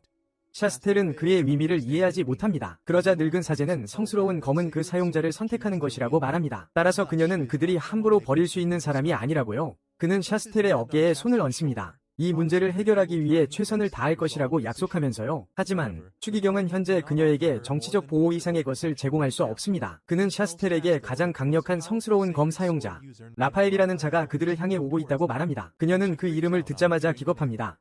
그녀는 라파엘을 가장 강력하면서도 가장 무자비한 천사 기사로 알고 있습니다. 그리고 그녀는 그가 자신을 처분하기 위해 이곳에 오고 있다고 확신합니다. 교회를 배신한 자로서 말이죠. 한편 잭은 도서관에서 책을 읽느라 바쁩니다. 자신의 손에 있는 대항마의 문장에 대해 더 알아내기 위해서죠. 그는 아무것도 찾을 수 없어서 잠시 휴식을 취하기로 결심합니다. 그러자 갑자기 네피가 방으로 들어옵니다. 그녀는 최대한 조용히 걷고 있습니다. 그러자 제키는 그녀가 자신을 놀라게 하도록 내버려둡니다. 하지만 그녀가 그의 눈을 가리려 하자 그가 편지 위에 서 있어서 불가능하다는 것을 알게 됩니다. 네피는 자신이 실패했다는 것을 깨닫고 얼굴이 붉어집니다. 그리고 그녀는 왜 그러고 싶었는지 특별한 이유가 없어요. 기습하려는 제키는요. 제키는 그녀가 너무 귀엽다고 생각해요. 하지만 언제나처럼 그는 자신의 감정을 솔직하게 드러낼 수 없죠. 그래서 그는 단순히 그녀에게 원하는 것이 있는지 물어봅니다. 그러자 그녀는 점심 준비가 다 됐다고 말하죠. 그녀는 그를 위해 풀코스 요리를 준비했어요. 제키는 그걸 보고 경탄하죠. 그들은 둘 다 앉아서 식사를 시작합니다. 그리고 음식의 첫 입맛은 그들을 원더랜드로 보내버리죠. 그 후 그는 그녀가 만든 푸딩을 맛봅니다. 그리고 그 맛에 완전히 압도당하죠. 그때 그는 갑자기 성 주변의 장벽이 부서지는 것을 알아챕니다. 제키는 멀리서 침입자를 공격하려고 시도합니다. 하지만 그는 장벽을 사용하여 자신을 보호하죠. 침입자는 이상한 도마뱀 같은 인간입니다. 그는 강력한 마법 주문을 사용하여 성문을 부수고 들어옵니다. 그는 재빨리 식당으로 향합니다. 그리고 제킨조차도 그가 통과했다는 것에 은근히 감탄하죠. 그가 가는 길에 놓아둔 모든 함정을요. 갑옷을 입은 도마뱀 인간은 베일퍼라는 강력한 마법사입니다. 현현 제킨이 경매에서 네페를 샀던 날에 봤던 인물이죠. 베일퍼는 그를 죽이고 대항마의 자리를 차지하고 싶어합니다. 하지만 제키는 냉담하게 기다리라고 말합니다. 왜냐하면 그는 지금 점심을 즐기고 있기 때문이죠. 베일퍼는 잠시 당황합니다. 하지만 곧 그는 비늘로 덮인 팔을 드러냅니다. 그 과정에서 갑옷을 찢어버리면서요. 그는 제킨을 공격하고 제킨은 그의 주먹을 쉽게 막아냅니다. 그리고 도마뱀 인간이 마법 광선을 발사하기 위해 얼굴을 열자 그는 간단히 손바닥으로 쳐서 기절시켜 버립니다. 도마뱀 헬멧이 떨어집니다. 그리고 네피는 베일퍼 제킨을 확인하러 갑니다. 그러자 제킨은 그녀에게 그 망할 놈을 바닥에 기절한 채로 내버려 두라고 말합니다. 하지만 그녀는 그에게 여자라고 말하죠. 제킨은 갑옷 안에 진짜 마법사가 어린아이였다는 것을 알게 됩니다. 그리고 그는 그녀를 기절시켰다는 사실을 깨닫고 기겁합니다. 하지만 네피가 그 소녀는 아무런 위험에 처해 있지 않다고 안심시키자 그는 안도합니다. 그는 베일퍼를 등에 업고 그들의 여분의 객실로 데려갑니다. 소녀는 곧 눈을 뜹니다. 그리고 가장 먼저 자킨을 때립니다. 자킨은 그녀의 작고 보잘것없는 주먹을 쉽게 막아냅니다. 그는 그녀에게 무슨 짓을 하기 전에 네피에게 감사하라고 말합니다. 왜냐하면 그녀는 자킨에게 그녀를 죽이지 말라고 설득한 사람이기 때문입니다. 바일퍼가 그에게 묻습니다. 왜 그녀가 그와 자킨을 죽이려 했는데도 살려두는 거죠? 그러자 그는 네피가 그녀의 생명을 구하고 싶어 했기 때문이라고 간단하게 말합니다. 그러고 나서 그는 그녀에게 왜 그를 공격했는지 묻습니다. 그러자 바일퍼는 초조하게 힘을 원했다고 말합니다. 그녀는 너무 약해서 자킨이 최신 아크데몬이라는 것을 알고 있기 때문입니다. 그리고 그녀는 또한 마법 주문을 취소하는 그의 명성에 대해서도 들었습니다. 그래서 그녀는 주문을 사용하지 않으면 자킨을 이길 수 있다고 생각했습니다. 자킨은 그녀의 계획이 확실했다고 인정합니다. 그는 그녀의 종족 기술을 막을 수 없었기 때문입니다. 그녀의 강한 비늘 덮인 팔과 그녀가 쏘려고 했던 마법의 숨결로 말이죠. 그는 바일퍼가 드래곤이라는 것을 이해했습니다. 그는 드래곤이 수천 년 동안 살 수 있다는 것을 알고 궁금해합니다. 왜 그녀는 그를 공격해야 했을까요? 하지만 그는 그녀가 그의 앞에서 초조하게 떠는 것을 봅니다. 그녀는 그의 과거를 떠올리게 합니다. 그도 쉬워 보이는 대상을 쫓아 음식을 훔치곤 했습니다. 그리고 종종 잡혀서 맞았죠. 그것이 바로 발에게 일어난 일입니다. 지금으로서는요. 키는 그녀의 행동에 대한 유일한 올바른 반응을 알고 있습니다. 그래서 그는 선언합니다. 바일퍼는 아크데몬을 공격하려 한 죄로 처벌받을 것입니다. 하지만 그녀의 처벌은 네피의 집안일을 돕는 것뿐입니다. 바일퍼와 네피 모두 이 말을 듣고 충격을 받습니다. 하지만 자키는 그냥 그 용 소녀에게 예절과 품위를 가르치고 싶어합니다. 심지어 그녀가 악당이 되고 싶어 하더라도요. 바일퍼는 그가 자신을 잡아먹지 않을 건지 조심스럽게 묻습니다. 그러자 자키는 당황하고 그녀의 목소리는 떨립니다. 그녀는 다음과 같이 말합니다. 인간들은 용의 살을 먹으면 더 강해질 수 있다고 믿는다고요. 네피는 이 말을 듣고 깜짝 놀라며 제킨에게 이것이 사실인지 묻습니다. 그러자 그는 많은 고대 전설이 있다고 말합니다. 용의 신체 부위를 사용하는 것이 인간을 얼마나 강하게 만들 수 있는지에 대해 말이죠. 그는 베일페르에게 약한 것을 먹는 것은 그녀처럼 작은 것은 그에게 나쁜 뒷맛만 남길 것이라고 간단히 말합니다. 그리고 그녀는 울기 직전입니다. 자키는 당황합니다. 베일페르가 그가 츤데레라는 것을 이해하지 못했기 때문입니다. 그는 거리에서의 과거를 회상합니다. 그곳에서 나이 많은 아이들이 그와 음식을 나누어 먹곤 했습니다. 그가 도둑질 때문에 맞았을 때 말입니다. 자키는 즉시 네피에게 남은 음식이 있는지 묻습니다. 그리고 그녀는 용 소녀를 위해 수프를 가져옵니다. 베일페르는 그의 자선을 원하지 않고 음식을 버리려고 합니다. 하지만 자키는 음식을 낭비하는 사람을 싫어한다고 그녀를 위협합니다. 그는 음식을 낭비하는 사람은 누구든 죽이겠다고 위협합니다. 네피는 요리하고 용소녀는 겁을 먹고 복종합니다. 그녀는 마지못해 한 입 베어 물고 즉시 좋아합니다. 그녀는 재빨리 수프를 다 먹고 자키는 그녀에게 네피를 돕기 시작하라고 말합니다. 이후에 베일페르는 그에게 그녀를 그의 여자아이와 단둘이 있게 하는 것이 괜찮은지 묻습니다. 그녀가 그녀를 다치게 하거나 도망칠 수 있기 때문입니다. 자키는 그녀에게 마음대로 하라고 말합니다. 하지만 그를 건드리는 것은 위험할 것이라고 경고합니다. 특히 그가 이제 그녀의 비밀을 알기 때문입니다. 그는 또한 그녀에게 네피가 그녀보다 훨씬 강하다고 경고합니다. 온갖 허풍에도 불구하고 자키는 상황이 위험해질까봐 걱정합니다. 그래서 그는 네피와 베일페르가 빨래하는 것을 조심스럽게 염탐합니다. 그들은 꽤 잘 지내는 것 같습니다. 그리고 베일페르는 자킨의 입이 더 컸다면 용들에게 잘생겼다고 여겨질 것이라고 말합니다. 그녀는 자킨의 힘을 두려워합니다. 하지만 네피는 그녀를 안심시킵니다. 그는 약자에게 힘을 함부로 휘두르는 사람이 아니라고 말합니다. 네피는 베일에게 앞으로의 계획을 묻습니다. 그리고 그녀는 무슨 수를 써서라도 더 강해져야 한다고 말합니다. 하지만 그녀는 감히 다른 대항마를 공격할 수 없습니다. 이제 그들은 계속 이야기합니다. 그리고 베일퍼는 결국 돌아갈 집이 없다고 밝힙니다. 자킨조차도 그 말을 듣고 그녀가 안쓰럽게 느껴집니다. 며칠 후 점차 네피와 함께 일하는데 익숙해지기 시작합니다. 자킨이 대악마에 대해 조사하는 동안 문장과 진정한 악마에 대한 조사는 아직 어떤 결과도 내지 못했습니다. 베일퍼가 저녁 식사를 위해 그를 부르러 오고 곧 식탁에 앉습니다. 저녁 식사 중에 베일퍼는 자킨의 점심 식사를 망친 것에 대해 갑자기 사과합니다. 그녀가 그의 성을 침략했을 때 말이죠. 그는 그녀를 귀엽다고 생각하지만 크게 반응하지 않습니다. 그리고 네피에게 말합니다. 그가 이전 대악마의 기지를 다시 조사할 것이고 그녀를 데리고 갈 것이라고요. 그녀는 그 말을 듣고 당황합니다. 그리고 묻습니다. 그가 정말로 이전 대악마의 지식을 공유할 의향이 있는지. 그녀와 말이죠. 그녀는 만약 그녀가 그의 기술과 지식을 훔친다면 어떻게 할 거냐고 묻습니다. 그러자 제케는 간단히 그런 것들은 훔치라고 있는 것이라고 말합니다. 베일퍼는 그가 왜 이러는지 이해하지 못합니다. 그러자 자키는 그에게는 중요하지 않다고 말합니다. 그녀가 오래 산 용이든 그에게 강력한 마법사이든 상관없다고요. 그녀는 그냥 아이일 뿐입니다. 그리고 그는 그녀가 그의 집에서 원하는 대로 하는 것을 신경 쓰지 않을 것입니다. 베일퍼는 울기 시작하고 자키는 당황하며 그녀의 머리를 헝클어뜨립니다. 울지 말고 다시 먹으라고 말하면서요.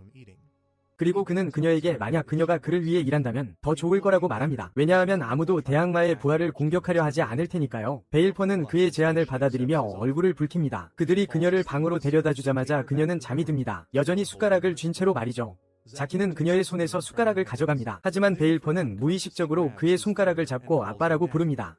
네피는 자킨을 보며 미소 지으며 이제 아이가 생긴 것 같다고 말합니다. 그는 그것에 반응하는데 몇 초가 걸리고 얼굴이 붉어집니다. 그리고 네피는 자신이 방금 말한 것의 의미를 깨닫는데 몇 초가 더 걸립니다. 자신이 방금 말한 것의 의미를 말이죠. 둘 다 너무 당황해서 변명을 하려고 합니다. 하지만 진정된 후 자키는 네피의 손을 잡습니다. 그녀와 평범한 가정을 이루고 싶다는 생각을 하면서요. 베일이 자킨의 집에 온 지 일주일이 되었어요. 그리고 그녀는 이곳에 꽤 잘 적응했어요. 네피와 룸메이트로 지내면서요.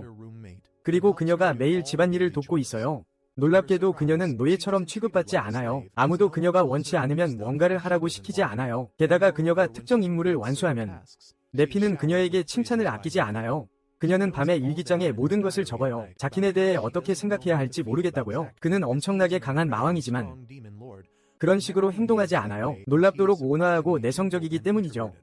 그녀는 또한 네피와 자칸의 관계를 이해할 수 없어요. 그녀는 노예 목걸이를 차고 있지만 결코 노예처럼 행동하지 않아요. 자칸과 같은 식탁에서 밥을 먹고 심지어 도서관에서 개인 수업을 받기도 해요. 그녀도 마법을 배울 수 있도록요. 그녀가 이해하지 못하는 한 가지는 왜 그가 무릎에 앉히는 걸까요? 마법 주문을 배우는 동안요. 그리고 왜 제케는 그녀의 머리카락을 만지려고 하지 않는 걸까요? 그의 손을 아주 가까이 가져가지만 마지막 순간에 포기하죠. 반면에 네피는 불안해 보이지만 화나지는 않았어요. 오히려 그가 마침내 만지기를 기다리면서 꽤 행복하고 흥분해 보여요. 그녀의 머리카락을요. 이 성의 주인이 무엇이든 할 수 있음에도 불구하고 그는 하던 일을 멈춰요. 베일이 가까이 오면 마치 아무 일도 없었던 것처럼 행동하죠.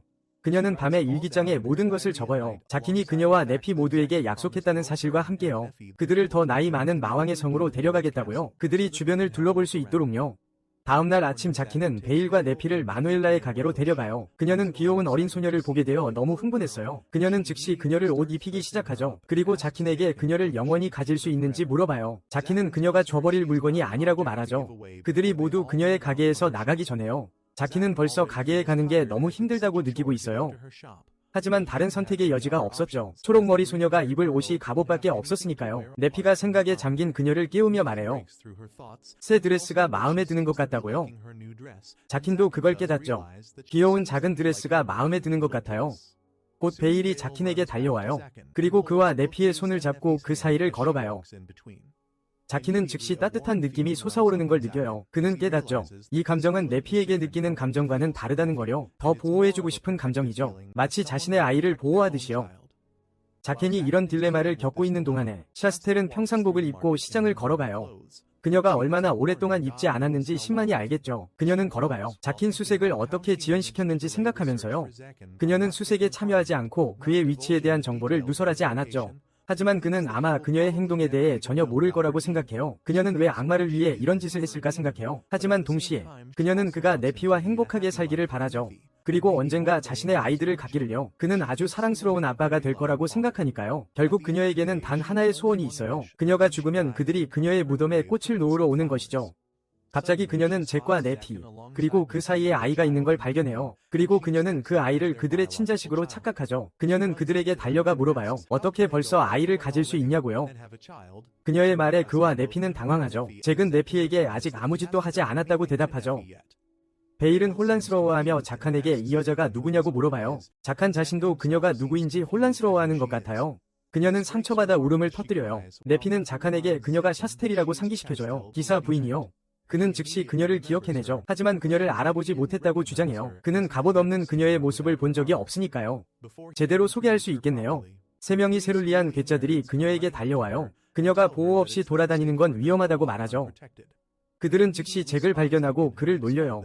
잭은 베일이 날카로워 보이는 것을 알아차리죠. 그녀는 그들을 갈기갈기 찢기 위해 드래곤 클로를 준비해요. 자킨이 그녀에게 진정하라고 하자 그녀는 그의 명령을 따르죠. 샤스텔이 떠난 후 그는 기사들이 그녀를 다치게 한 적이 있는지 물어요. 하지만 그녀는 주장하죠. 악마는 기사들을 싫어할 이유가 필요 없다고요. 자킨은 그 말이 타당하다고 생각해요. 그리고 그들을 예전 대악마의 성으로 데려가죠.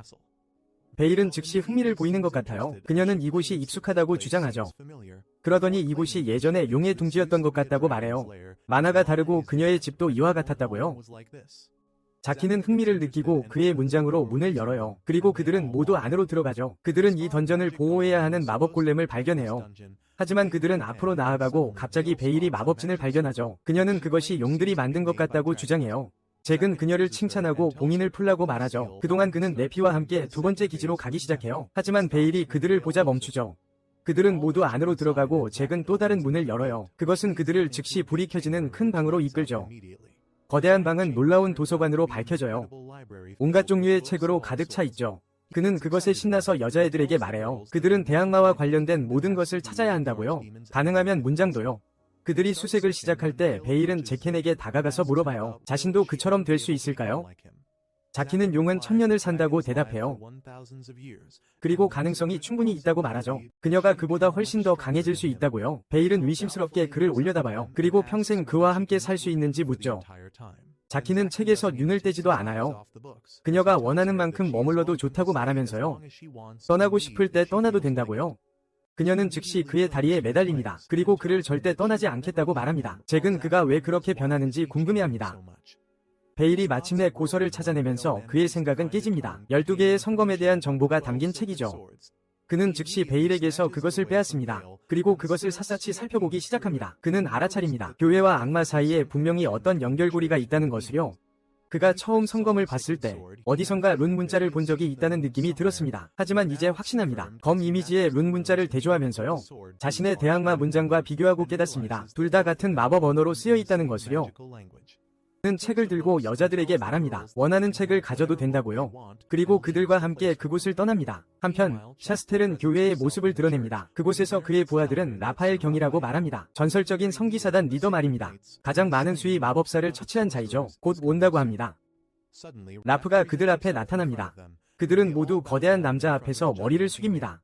그는 그들 중 누가 예전에 성기사였냐고 묻습니다. 검을 빼앗긴 사람이요? 샤스텔이 자신이라고 대답하자 그는 지금까지 마법사를 몇 명이나 죽였는지 단도직입적으로 묻습니다. 그녀는 그의 솔직함에 당황합니다. 하지만 용감하게 마법사의 수를 세는 것이 당신의 성격을 판단하는 좋은 기준이라고 생각하지 않는다고 대답합니다. 그의 뒤에 있는 세룰리안 부하들은 바지에 오줌을 지립니다. 샤스텔에게 조심해서 말하라고 합니다. 그들은 그녀를 그에게서 구할 수 없으니까요. 하지만 거부의 남자는 크게 웃습니다. 지금까지 감히 자신에게 이렇게 말하는 사람은 없었다면서요. 특히 여자애는 말이죠. 그는 그녀에게 그녀의 용기를 가지고 천국으로 갈 수 있다고 말합니다. 그것은 샤스텔을 두렵게 하지만 다행히도 교회의 교황이 마지막 순간에 나타납니다. 그리고 라프에게 물러서라고 말합니다. 그는 누구도 죽일 권리가 없기 때문입니다. 그는 교황에게 반박합니다. 그는 정치인과 이야기하지 않는다고 주장하면서요. 그것은 샤스텔을 자극하여 그를 옹호하게 만듭니다. 그녀는 그에게 교황에게 조심스럽게 말하라고 합니다. 라프는 화가 나서 그녀를 겨냥하기 전에 칼을 꺼냅니다. 그는 교황에게 칼은 주인을 선택한다고 말합니다. 그래서 그가 그녀에게 칼을 주고 싶지 않다면 그녀는 죽어야 칼을 다른 사람에게 줄 수 있습니다. 교황은 즉시 돌아가서 칼을 샤스텔에게 넘겨줍니다. 샤스텔은 라프가 그녀와 싸우려고 할 것이라고 예상했습니다. 그러나 그는 단순히 떠나고 그녀는 자신의 방에서 궁금해합니다. 그것이 모두 그의 계획이었는지 말입니다. 한편 자키는 술집에서 바보와 이야기합니다. 그는 자킨이 아이를 입양했다는 소식을 듣고 웃습니다. 그리고 그에게 술을 따릅니다. 던전성의 관리자가 되라고 제안하기 전에 말입니다. 자키는 즉시 거절합니다.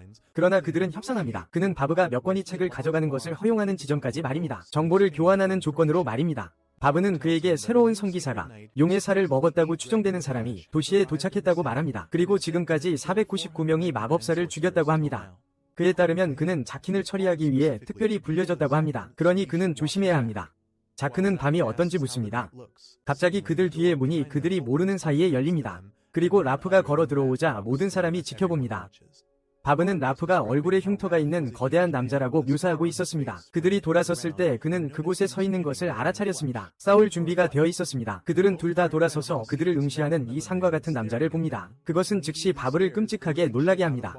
바텐더 소녀는 단순히 기절합니다. 그 남자의 미소를 보자 바브는 겁에 질려 일어섭니다. 그가 싸울 준비를 하면서 RAF를 향해 걸어가면서 주문을 외우기 시작합니다. 그가 칼을 꺼내는 동안 하지만 그가 뭔가를 하기도 전에 잭이 자신의 마법을 사용하여 바브의 주문을 무효화합니다. 바브는 주변을 둘러보며 제켄에게 미쳤냐고 묻습니다. 이 남자가 언제든 그를 죽일 텐데 말이죠. 하지만 제켄은 진정하고 자리에 앉으라고 말합니다. 그 남자가 싸우러 온 것 같지 않다고 생각하기 때문입니다. 라프는 자켄을 보고 미소 짓습니다. 그리고 그가 대부분의 마법사보다 머리가 더 좋아 보인다는 것을 인정합니다. 그가 아는 마법사보다 말이죠. 자켄은 궁금해합니다.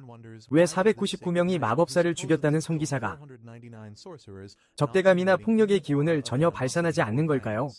잭은 그에게 자리를 권하며 이야기를 나눌 수 있다고 주장합니다. 기사는 기꺼이 받아들입니다. 그리고 대항마 앞에 앉습니다. 한편 바브는 카운터 뒤로 향합니다. 술집 주인이 딸이 죽지 않도록 해달라고 울부짖기 때문입니다. 바브는 자신의 주문을 좋은 일에 사용한 적이 없었습니다. 그래서 그는 그녀에게 치유 주문을 사용하려고 노력하면서 처음으로 이런 일을 합니다. 스트레스 받은 표정으로 잭은 그 남자에게 앉아서 이야기하자고 했다고 생각합니다. 하지만 그는 정말로 할 말이 없습니다. 그는 자신이 바브의 입장이었으면 얼마나 좋을까 생각합니다. 그리고 그녀에게 아무것도 필요하지 않더라도 소녀를 돕고 싶어합니다. 그녀는 잠시 기절했을 뿐입니다. 그는 다시 RAF를 향해 몸을 돌립니다. 그리고 그에게 무슨 볼 일이 있냐고 묻습니다. RAF는 맥주를 들고 그에게 대항마가 자신의 성기사들과 얽혀있다는 소식을 들었다고 말합니다. 그리고 그가 그 사람이냐고 묻습니다. 자키는 그가 샤스텔에 대해 이야기하고 있다는 것을 즉시 알아차립니다. 그는 자신이 악한 대항마처럼 보이지 않을 거라고 주장합니다. 그러자 기사는 웃으며 그의 작은 체구에도 불구하고 그의 얼굴에는 악당 같은 모습이 있다고 주장합니다. 그가 너무나 많이 들었던 잭이 되받아치며 말하죠. 그의 취미가 마법사들을 죽이는 것이라는 소문을 들었다고 주장하면서요. 그러면서 왜 그렇게 침착하냐고 묻죠. 바로 눈앞에 마법사 2명이 있는데 말이죠. 랄프는 크게 숨을 삼키며 대답하죠. 자신이 한 일은 그저 불씨를 끈 것뿐이라고요. 결국 산불이 될 불씨 말이죠. 자키는 어리둥절해하는 것 같았어요. 500명이 마법사를 죽인 사람은 더 야만적이고 무모할 거라고 예상했거든요. 하지만 이 남자는 훨씬 더 똑똑해 보였죠. 랄프는 침묵을 깨고 프라모 물어보죠. 신성기사 샤스텔과 싸운 적이 있는지 말이죠. 그리고 싸웠다면 그녀가 그에게 위협이 된 적이 있는지요? 자키는 솔직하게 대답하죠. 그녀가 자신에게 얼마나 위협이 되었는지 모르겠다고요. 하지만 확실한 건 그녀가 자신이 싸워본 상대 중 가장 강력했다는 거죠. 랄프는 즉시 그녀가 교회에 쓸모없다는 뜻이라고 주장하죠. 그리고 즉시 제거해야 한다고요. 잭은 당황한 듯 무슨 소리냐고 묻죠. 랄프는 밝히죠. 교회가 새로운 대항마 사냥을 계속하려 했을 때 그녀가 반대했고 심지어 신성기사 자리까지 포기했다고요. 그의 말에 따르면 이것은 교회에 그녀를 처분할 충분한 이유를 제공하는 거죠. 잭은 이 말에 놀라죠. 궁금해하면서요. 어떻게 그녀가 그런 어색한 상황에 자신을 놓을 수 있었을까요? 그리고 그녀가 진심으로 그렇게 말했다면 동의하죠. 그녀는 그들에게 쓸모가 없다고요. 마침내 랄프는 의자에서 일어나 자킨에게 여기서 볼 일은 끝났다고 말하죠. 그래서 떠나겠다고요. 하지만 자킨은 깨닫죠. 이 남자는 단지 확인하러 왔다는 것을요. 그와 샤스텔의 연결고리를요. 그녀를 파괴할 타당한 이유를 제공할 연결고리 말이죠. 그는 도중에 그를 막아서죠. 그리고 래프에게 샤스텔은 이 마을에 친구가 많다고 말하죠. 누가 진정으로 그녀의 죽음을 슬퍼할까? 그리고 이 마을은 우연히 그의 구역이지. 그러니 라프가 선을 넘어서 미친 짓을 한다면 그에 상응하는 대가를 치르게 될 거야. 라프는 대항마가 인간에게 관심을 가질 줄은 몰랐다고 주장하지. 하지만 자키는 살아남고 싶다면 선을 지키라고 말해. 그리고 그걸 심각한 위협으로 받아들여. 라프는 이 말에 크게 웃어버려. 자킨이 자신이 생각했던 그대로라고 주장하면서 말이야. 그리고 교회는 이 엠버도 없애야 한다고 생각하고 있어. 불길로 변하기 전에 말이야. 바브는 자크를 보면서 무슨 짓을 하려는 거냐고 물어. 그리고 기사를 죽일 수 있는 순간에 죽여야 한다고 제안해. 자키는 고개를 숙이고 그에게 도와달라고 말해. 그러자 바브는 즉시 그의 멱살을 잡아. 바브가 죽기를 바라냐고 물으면서 말이야. 하지만 자키는 그에게 교회에 가라고 말해. 그리고 샤스텔이 잘 있는지 확인해달라고 부탁해. 그는 고급 전속 마법에 대한 이해가 높아. 그렇기에 쉬울 거야. 그는 수고에 대한 보답으로 책 몇 권을 더 주겠다고 약속해. 그래서 바브는 일어나서 순간이동에 가버려. 술값은 자켄에게 남겨둔 채 말이야. 잠시 후 그는 집으로 돌아와. 네피가 왕좌 근처에서 그를 기다리고 있는 것을 발견하게 돼. 그는 그녀에게 자야했다고 말해. 하지만 그녀는 베일이 그가 돌아오기를 기다리고 싶어 했다고 주장해. 하지만 그녀는 너무 지쳐서 잠들었다고 해. 하루 종일 너무 많이 일했기 때문이지. 그녀는 도서관에서 모든 책을 가져왔어. 그리고 그가 즉시 읽을 수 있도록 이미 정리해 놓았어. 자키는 네피 옆에 앉아. 그리고 그들이 막 키스하려는 순간이 찾아와. 바브가 성 안으로 순간이동에 들어오기 시작해. 자킨을 외치면서 말이야. 그는 머리를 내밀고 자크는 그의 앞에 서 있어. 그 순간을 망친 것에 분노하면서 말이야. 바브는 그 사실을 모르기에 혼란스러워해. 그는 즉시 샤스텔을 팔에 안고 나오는데 그녀는 창백해 보여. 제켄에게 샤스텔이 독에 중독된 것 같다고 말하네요. 그러자 제켄은 즉시 네피에게 말합니다. 치료를 받을 준비를 하라고요. 그들은 모두 샤스텔 주위에 모여듭니다. 베일이 잠에서 깨어났을 때 눈앞에 성검을 든 기사가 보입니다. 증오가 그녀 안에서 끓어오릅니다. 그녀는 이성을 잃고 드래곤 클로로 변합니다. 그리고 의식을 잃은 샤스텔을 공격하려 합니다. 다행히도 자킨이 있었고 그녀의 팔을 잡고 진정하라고 합니다. 그녀는 자킨을 노려보며 묻습니다. 지금 뭐 하는 거냐고?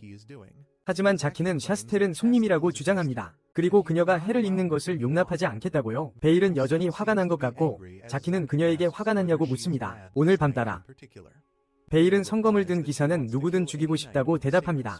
그들 중 하나가 그녀의 아버지를 죽였기 때문입니다. 그녀가 돌아오려고 했을 때쯤에요. 그는 그녀에게 샤스텔을 죽이는 건 그녀의 아버지와 아무 상관도 없는 기쁨이나 위안을 가져다 주지 않을 거라고 말합니다. 샤스텔이 살든 죽든 상관없이 진짜 살인자는 원하는 대로 계속 살아갈 테니까요. 그녀는 복수에 대해 뭘 아냐고 묻습니다. 그러자 그는 아주 설득력 있게 대답합니다. 복수는 그 사람을 찾아내서 무너뜨릴 때 최고라고요. 육체적으로, 정신적으로 절망에 빠뜨리는 거죠. 죽음을 갈망하는 지경까지요. 하지만 가장 원할 때 죽음을 주지 않는 겁니다. 오랫동안 간신히 살려두는 거죠. 당신의 영혼이 만족할 때까지. 이 대답에 그녀와 네피 모두 충격을 받습니다. 베일은 그에게 복수한 적이 있는지 묻습니다. 자키는 그렇다고 대답합니다. 하지만 그 사람은 즉사했고 그는 아무런 기쁨도 얻지 못했다고 합니다. 그래서 그는 그녀에게 걱정하지 말라고 합니다. 진짜 살인자를 찾으면 그녀가 그를 여기로 데려올 수 있다고 자키는 말합니다. 그리고 그녀가 사용할 수 있는 최고의 고문 장치도 가지고 있습니다. 이것은 네피와 베일 모두를 다시 놀라게 했습니다. 그들은 이 대항마가 어떤 종류의 사람인지 이해할 수 없기 때문입니다. 얼마 후 샤스텔은 마침내 깨어나 잭과 곁에 앉아있는 것을 발견합니다. 그는 그녀가 독살당했다고 말합니다. 그리고 그녀가 살아있는 것은 네피 덕분이라고요. 그녀는 그에게 누가 그녀를 독살했는지 전혀 모른다고 말합니다. 낯선 사람을 만나러 나갔을 때 말이죠. 그녀에게 편지를 보낸 사람이요. 그 낯선 사람은 교회 내 비밀 조직에서 왔다고 주장했습니다. 마법사들과의 공존을 유지하고 싶어하는 조직이었죠. 하지만 떠나기 전에 설명하지 않았습니다. 그녀가 돌아왔을 때 차는 거기에 있었고 바브가 오기 직전에 그녀는 독살당했습니다. 잭은 랄프일 리 없다고 주장합니다. 그는 그녀의 머리를 베고 싶다면 바로 그렇게 할 것이기 때문입니다. 샤스텔도 동의하고 다시 침대로 돌아갑니다. 다음날 아침, 그녀는 어쩔 수 없이 하녀로 차려입습니다. 잭은 그녀의 보호를 위해 그녀가 여기 머물 수 있다고 말합니다. 하지만 그녀는 돈을 벌어야 합니다. 그녀는 다시 한번 베일을 발견합니다. 시장에서 처음 만난 이후로요. 그리고 따뜻하게 그녀에게 인사하려고 합니다. 하지만 베일은 그녀에게 동정심이 없는 것 같습니다. 그녀를 바보라고 부르며 도망치기 때문입니다.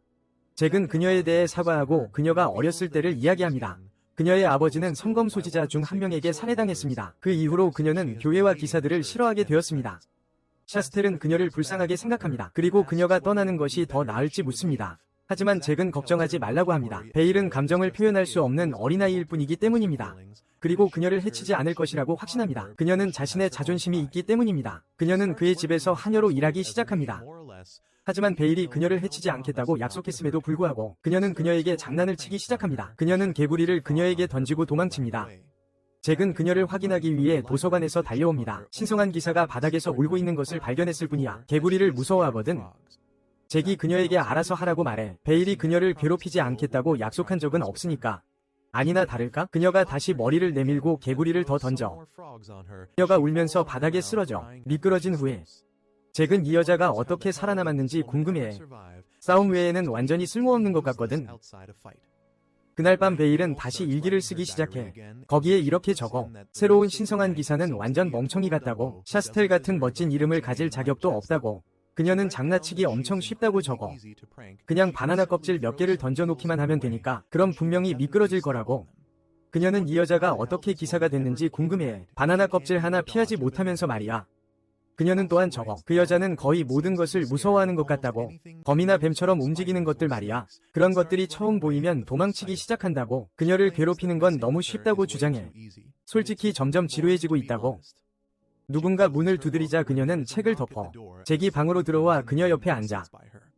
베일은 그가 밤에 장난친 것에 대해 그녀에게 소리칠 거라고 예상했어. 하지만 그는 식사 외에는 그녀가 원하는 만큼 그녀를 괴롭혀도 된다고 주장해. 그는 본론으로 들어가. 그는 베일에게 그녀가 여기 사는 것을 좋아하는 것을 알고 있다고 말해. 하지만 동시에 그녀에게는 다른 곳에서 끝내지 못한 일이 있다는 것도 알고 있다고. 그는 그녀에게 원할 때 언제든지 떠날 수 있다고 말해. 하지만 그의 문은 항상 그녀에게 열려 있을 거라는 걸 알아야 한다고. 그리고 그녀가 돌아올 때 네피가 그녀를 기다리고 있을 거라고. 베일은 이 대화 후에 훨씬 행복해 보이고 다시 잠자리에 들어. 한편 네피와 샤스텔은 새로 만든 욕탕에서 따뜻한 목욕을 함께해. 새로 만든 욕탕에서 베일은 아버지가 죽은 채 발견된 악몽을 꾼다. 그리고 신성기사가 그를 굽어보고 있다. 그녀는 잠에서 깨어 불안하게 샤스텔의 방으로 돌아간다. 그리고 그녀에게 가까이 가기 전에 발톱을 꺼낸다. 모두가 놀랍게도 그녀는 그저 부드럽게 볼을 꼬집기 시작한다. 이 여자가 어떻게 전투에서 살아남았을까 궁금해하면서 그녀가 통나무처럼 자는 동안 잠시 후 잭이 그의 왕좌에서 잠든 동안 조카가 그에게 달려온다. 그의 이름을 외치면서 베일이 그녀의 방에서 사라졌다고 말하기 전에 그리고 어디에도 찾을 수 없다고. 얼마 전 성 주변에서 베일은 그녀의 방에서 매일 일기를 쓰고 있었다. 그녀는 자킨이 그녀에게 그의 딸과 네피의 딸이 되어달라고 요청한 것에 대해 쓴다. 오늘 그것은 큰 놀라움이었다. 하지만 그녀는 그 말을 듣게 되어 기뻤다. 그녀는 자신이 이곳에 있는 것을 좋아한다고 인정한다. 자킨으로부터 머리 쓰다듬을 받고 네피로부터 포옹을 받는 것을. 그러나 그것은 그녀에게 딜레마를 제기한다. 그녀는 여기에 너무 머물고 싶어한다. 그녀는 복수를 잊을 것이라고 확신할 정도로. 하지만 그녀는 어떤 대가를 치르더라도 그렇게 하고 싶지 않다. 그것이 바로 베일이 더 이상 잭켄과 함께 살 수 없다고 결심한 이유다. 그녀는 대항마 관찰 일기에 마지막 단어를 적어 내려간다. 그리고 무거운 마음으로 그것을 닫는다. 그녀는 성 밖으로 날아간다. 그녀를 딸로 삼아달라고 요청해준 자킨에게 감사하면서 그리고 그녀에게 결정을 내릴 권리를 주어서 그녀는 곧 지하 계단에 다다른다. 이전 대항마의 성으로 이어지는 그리고 누군가가 그녀를 따라오고 있다는 것을 모른 채 내려가기 시작한다. 베일은 곧 성문에 다다르고 그 안에서 생각한다. 충분한 지식을 찾을 수 있다고. 그리고 신성한 검을 휘두르는 자를 죽일 힘을. 자킨은 그녀가 혼자서 성에 들어갈 수 있도록 준비했다. 그러나 베일이 성문을 열려고 할 때 그녀는 주저하며 깨닫는다. 만약 그녀가 자킨에게 말하지 않고 성에서 뭔가를 가져간다면 그녀는 그를 배신하는 것이 될 거야. 그녀가 문을 조금 열자마자 뒤에서 누군가의 목소리가 들려와. 그녀는 뒤돌아보며 랄프가 그녀를 따라왔다는 사실에 당황해. 하지만 그의 등 뒤에 있는 성검을 보자 과거의 끔찍한 기억들이 되살아나. 그녀는 성기사를 떠올려 피투성이로 용의 살점을 먹고 있던 비록 그의 얼굴을 제대로 볼 수 없었지만 그녀는 그의 얼굴에 있는 흉터를 알아볼 수 있어 그녀의 아버지를 죽인 남자라는 것을 알기에 충분할 정도로 랄프는 그녀에게 누구냐고 묻고 격렬한 분노가 그녀의 이성을 덮쳐 그녀는 손을 용의 발톱으로 바꾸고 날개를 펼쳐 그에게 달려들어 랄프는 검을 뽑아 그녀에게 휘둘러 베일은 성스러운 밤에 계획 없이 공격하는 것이 자살 행위라는 것을 깨달아 그녀는 자신이 파멸될 운명임을 깨닫고 그 무력한 순간에 자킨만을 부를 수 있어 랄프의 검이 베일을 치려는 순간 그는 현장에 도착해 자킨은 검을 막아내고 베일에게 통행금지령을 내릴 것이라고 말해 그녀가 집을 나설 수 없도록 밤 늦게 베일은 그가 여기 있는 것을 보고 충격을 받아 어떻게 왔는지 물어봐. 그는 그녀가 여기 올 거라고 확신했다고 대답해. 그래서 바브의 도움을 받아 그녀를 텔레포트했어. 그가 이 말을 하자마자 바브도 거기에 나타나 제켄에게 자기는 개인 우버가 아니라고 말해. 베일은 그녀의 질문에 대한 답을 얻지 못했어. 그녀는 제켄에게 왜 그녀가 그를 배신했는데 여기 있냐고 물어봐. 그는 그저 모든 작은 일에 대해 걱정하는 것을 그만두라고 말해. 그리고 부드럽게 그녀의 머리를 쓰다듬자 베일은 도망치는 것을 포기해. 그녀는 자켄을 안고 울면서 도망친 것에 대해 사과해. 그리고 그는 그녀를 부드럽게 미소 지어. 네피는 바브의 포탈 반대편에 있어. 그리고 그녀도 걱정하고 있기 때문에 자키는 베일이 그와 함께 안전하다고 확신시켜줘. 그리고 그들은 다른 문제를 해결한 후 곧 집으로 돌아갈 거야. 그는 랄프의 신성한 검을 남겨두고 그에게 말합니다. 이미 한계를 넘지 말라고 경고했었다고. RAF는 마법사가 언제부터 다른 사람을 보호했냐며 비웃습니다. 자켄은 베일이 자신의 딸이라고 말합니다. 신성기사는 그 말을 듣고 깜짝 놀랍니다. 자켄은 베일에게 물러서라고 합니다. 그리고 RAF에게 가진 모든 것으로 방어하라고 합니다. 죽고 싶지 않다면요. RAF는 아직 죽을 때가 아니라고 선언합니다. 그리고 그의 신성한 검 메디트린의 진정한 힘을 발휘합니다. 검은 푸른 불꽃으로 덮여 있습니다. 그리고 자켄의 마법진을 깨뜨릴 정도의 강한 압력을 방출합니다. 라프는 그의 검에는 정화의 불이 있다고 자랑합니다. 한때 대항마를 죽이고 그들의 모든 마법을 태워버린 불이라고요. 베일과 바브는 지금 걱정하고 있습니다. 하지만 자켄은 그의 딸에게 복수하는 방법을 가르쳐주겠다고 합니다. 이제 그는 적에게 말합니다. 그들의 모든 힘을 보여주게 한 다음 그것을 짓밟음으로써 가장 만족스러운 복수를 할 수 있다고. 자켄은 랩에게 돌진하고 랩은 그의 신성한 검을 휘두릅니다. 놀랍게도 자켄은 사라지지 않는 마법 장벽으로 그의 공격을 막아냅니다. 정화의 불길과 접촉한 후에도 말이죠. 자켄은 샤스텔과 싸우면서 얻은 경험을 바탕으로 자신의 장벽을 개선했다고 설명합니다. 그의 최신 방어 장벽은 천상의 저울이라고 불립니다. 그리고 그것은 끊임없이 공기 중에서 마법을 끌어옵니다. 자신을 최상의 상태로 복구하기 위해서요. 그런 다음 그는 랄프를 밀어냅니다. 랄프는 정화의 불을 다시 활성화하고 앞으로 돌진합니다. 그는 자켄에게 칼을 휘두릅니다. 하지만 겨우 땅을 칠 뿐입니다. 그럼에도 불구하고 그의 공격은 너무나 강력해서 그 앞에 거대한 구멍을 만들고 불을 붙입니다. 자켄은 쉽게 공격을 피했습니다. 그리고 래프가 다시 그를 공격하자 그는 단순히 그의 깨지지 않는 장벽으로 그를 밀어냅니다. 신성기사는 다시 그를 공격합니다. 이번에는 그가 장벽을 파괴하는 데 성공합니다. 잭은 그의 장벽이 아직 완벽과는 거리가 멀다고 말합니다. 겨우 3번 공격을 막을 수 있다면요. 라프가 다시 그에게 달려들고 잭은 물리적 강화 마법을 사용합니다. 그를 성문으로 날려버립니다. 성가신 정화의 불꽃이 사라졌습니다. 그는 모든 종류의 마법을 자유롭게 사용할 수 있습니다. 베일은 그에게 박수를 보내고 잭은 그녀의 반응에 감사합니다. 그러고 나서 그는 싸움에 집중합니다. 그리고 라프를 물리쳐야 한다고 생각합니다. 이제 신성기사는 마법사만큼 강력하지 않기 때문입니다. 결국 놀랍게도 라프는 여전히 일어나서 그가 꽤 강하다고 말합니다. 한편 샤스텔은 네피를 방문하여 잭이 어디 있는지 묻습니다. 그녀는 바닥에 드리워진 검은 그림자를 보고 약간 긴장합니다. 그리고 네피는 베일의 실종에 대해 이야기합니다. 그리고 잭이 공격자로부터 그녀를 보호하고 있는 방법에 대해 이야기합니다. 샤스텔은 잭을 도우러 가고 싶은 마음과 뒤에 남고 싶은 마음 사이에서 갈등합니다. 그녀가 베일이 집을 떠난 이유임에 틀림없기 때문입니다. 결정을 내리지 못하고 그녀는 무릎을 꿇고 자신의 미래에 대해 걱정하기 시작합니다. 그녀는 교회가 이제 그녀를 죽일 것이라고 확신합니다. 그리고 지금 마법사 편에 서야 할지 궁금해합니다. 그녀는 그 생각을 버리고 네피가 그녀를 위로하려 합니다. 샤스텔은 그녀에게 가지 않느냐고 묻습니다. 그러자 네피는 잭이 그녀에게 여기 머물라고 명령했다고 대답합니다. 샤스텔은 네피에게 그녀를 부러워한다고 말합니다. 그러자 그녀도 같은 감정을 되돌려줍니다. 샤스텔은 깜짝 놀라 웃기 시작합니다. 네피가 질투할 이유가 없다고 말하면서요.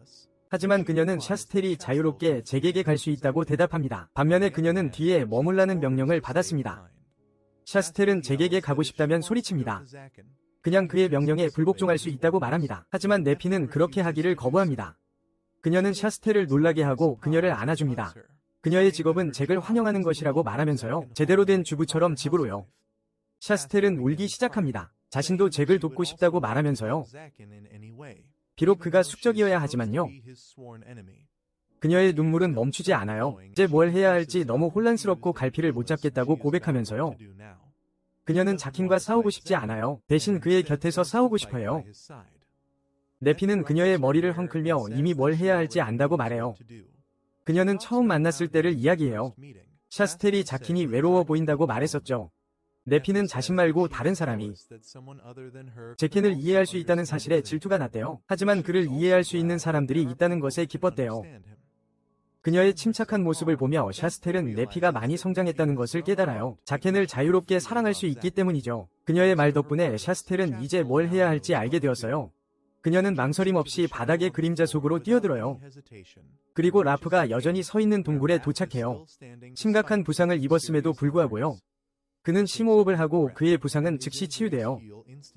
자키는 그가 용의 살점을 먹었다는 소문이 사실임을 깨닫게 돼요. 자키는 베일에게 말해요. 라프가 쉽게 죽지 않는 건 좋은 일이라고요. 그녀가 그를 철저히 벌할 시간이 많을 테니까요. 라프는 여기서 자신이 미움을 많이 받는 것 같다고 말해요. 그러자 베일은 그에게 그녀의 아버지 아로바스는 그녀의 자랑이자 전부였다고 말해요. 하지만 그가 그를 죽였어요. 성기사는 이 사실을 알고 충격을 받고 자킨과 바브도 마찬가지예요. 아로바스는 1000년 이상을 산 전설적인 용이었어요. 그리고 자키는 누군가가 라프 수준의 사람이 그를 이길 수 있다고 생각하지 않아요. 베일은 계속해서 그녀의 아버지는 친절했다고 말해요. 현명하고 도움이 되었으며 사람들은 그를 현룡이라고 불렀대요. 어느 날 성기사들이 그를 찾아왔고 그는 그들과 함께 떠났어요. 그는 집에 돌아오지 않았어요. 그리고 베일이 일주일 후에 그를 찾아보기로 결심했을 때 그녀는 아버지의 시체를 발견했어요. 신성한 검에 찔린 채요. 그리고 악마처럼 보이는 남자가 그의 피를 마시고 있었대요. 그 광경은 그녀가 감당하기에 너무 벅찼어요. 그리고 그녀는 더 이상 날 수 있는 힘을 잃었어요. 그녀는 땅에 추락했어요. 그리고 아버지를 잃은 슬픔이 그녀의 마음속에 자리 잡기 시작했어요. 점차 그녀는 아버지가 인간들을 얼마나 많이 도왔는지 떠올렸어요. 그리고 그들은 결국 그를 배신했어요. 그녀가 이야기를 마치자 랄프는 베일에게 그녀가 아로보스의 딸이라면 그도 그녀를 죽일 거라고 말하며 그녀에게 달려들었어요. 하지만 자켄이 그들 사이에 끼어들었어요. 그리고 그의 물리 강화 마법으로 그를 날려버렸어요. 랄프는 발을 딛고 다시 한번 베일에게 달려들었어요. 베일은 그녀의 마법으로 그를 날려버리기로 결심했어요. 자크는 그녀를 막으려고 했어요. 하지만 너무 늦었어요. 그리고 그녀의 용종 마법이 RAF의 신성한 검과 충돌했어요. 하지만 폭발의 먼지가 거치자 샤스텔이 제때 현장에 도착한 것으로 드러났어요. 그리고 그녀가 RAF를 붙잡고 있었어요. 바브는 그가 포털을 닫는 것을 잊었다는 것을 깨닫고 당황했어요. 그리고 자키는 샤스텔이 베일을 막을 수 있었다는 것에 놀랐어요. 그리고 동시에 레프는 베일은 샤스텔이 여기서 무엇을 하고 있는지 혼란스러워했어요. 그녀는 그들이 한 번도 잘 지낸 적이 없다고 대답했어요. 하지만 그녀는 그녀와 제대로 이야기를 나누고 싶을 뿐이라고 했어요. 자크와 펫의 베일 머리 말하면서 그녀도 대화를 통해 그들의 문제를 해결하려고 노력해야 한다고 했어요. 그러고 나서 그는 부상당한 레프에게 관심을 돌렸어요. 지금 무릎을 꿇고 있는 그에게 물었어요. 왜 그렇게 비참하게 죽으려고 하느냐고? 그는 말했어요. 누군가를 죽이는 것은 재미가 없다고. 죽여달라고 간청하는 사람을요. 그리고 베일과 샤스텔은 이 말을 듣고 충격을 받았어요. 자크는 랄프가 아로보스라는 이름을 듣는 순간 그의 모든 살인 욕망과 결의가 사라졌다고 설명했어요. 샤스텔은 이 말을 듣고 갑자기 무언가를 깨달았어요. 그리고 RAF에게 아로바스라는 이름으로 그녀에게 편지를 보낸 사람이 그인지 물었어요. 아로바스라는 이름으로요?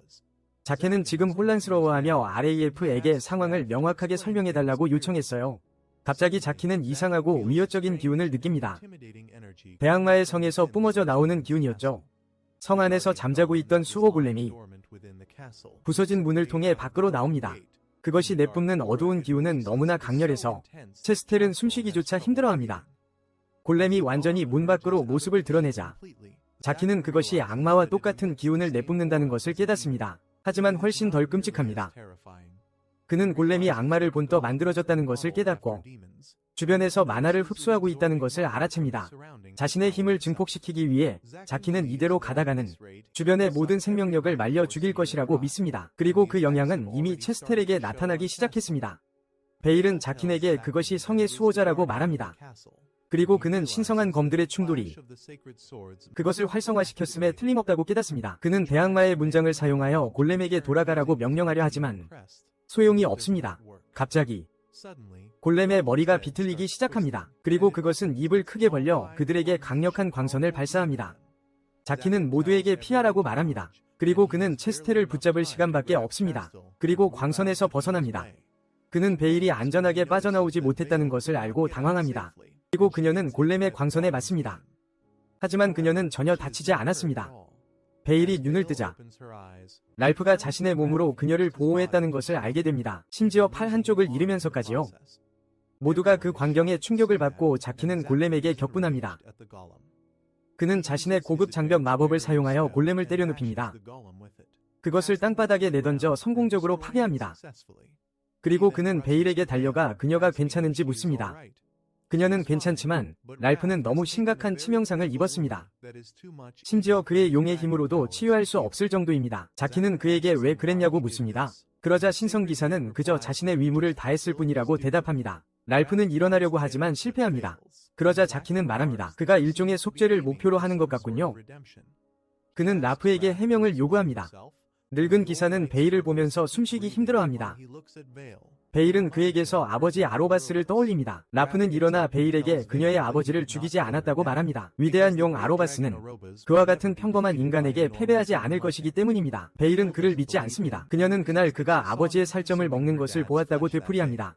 그녀는 라프가 어떻게든 그를 속였다고 확신합니다. 그러자 그는 아로바스가 그렇게 약했냐고 묻습니다. 단순한 인간의 배신에 패배할 정도로요.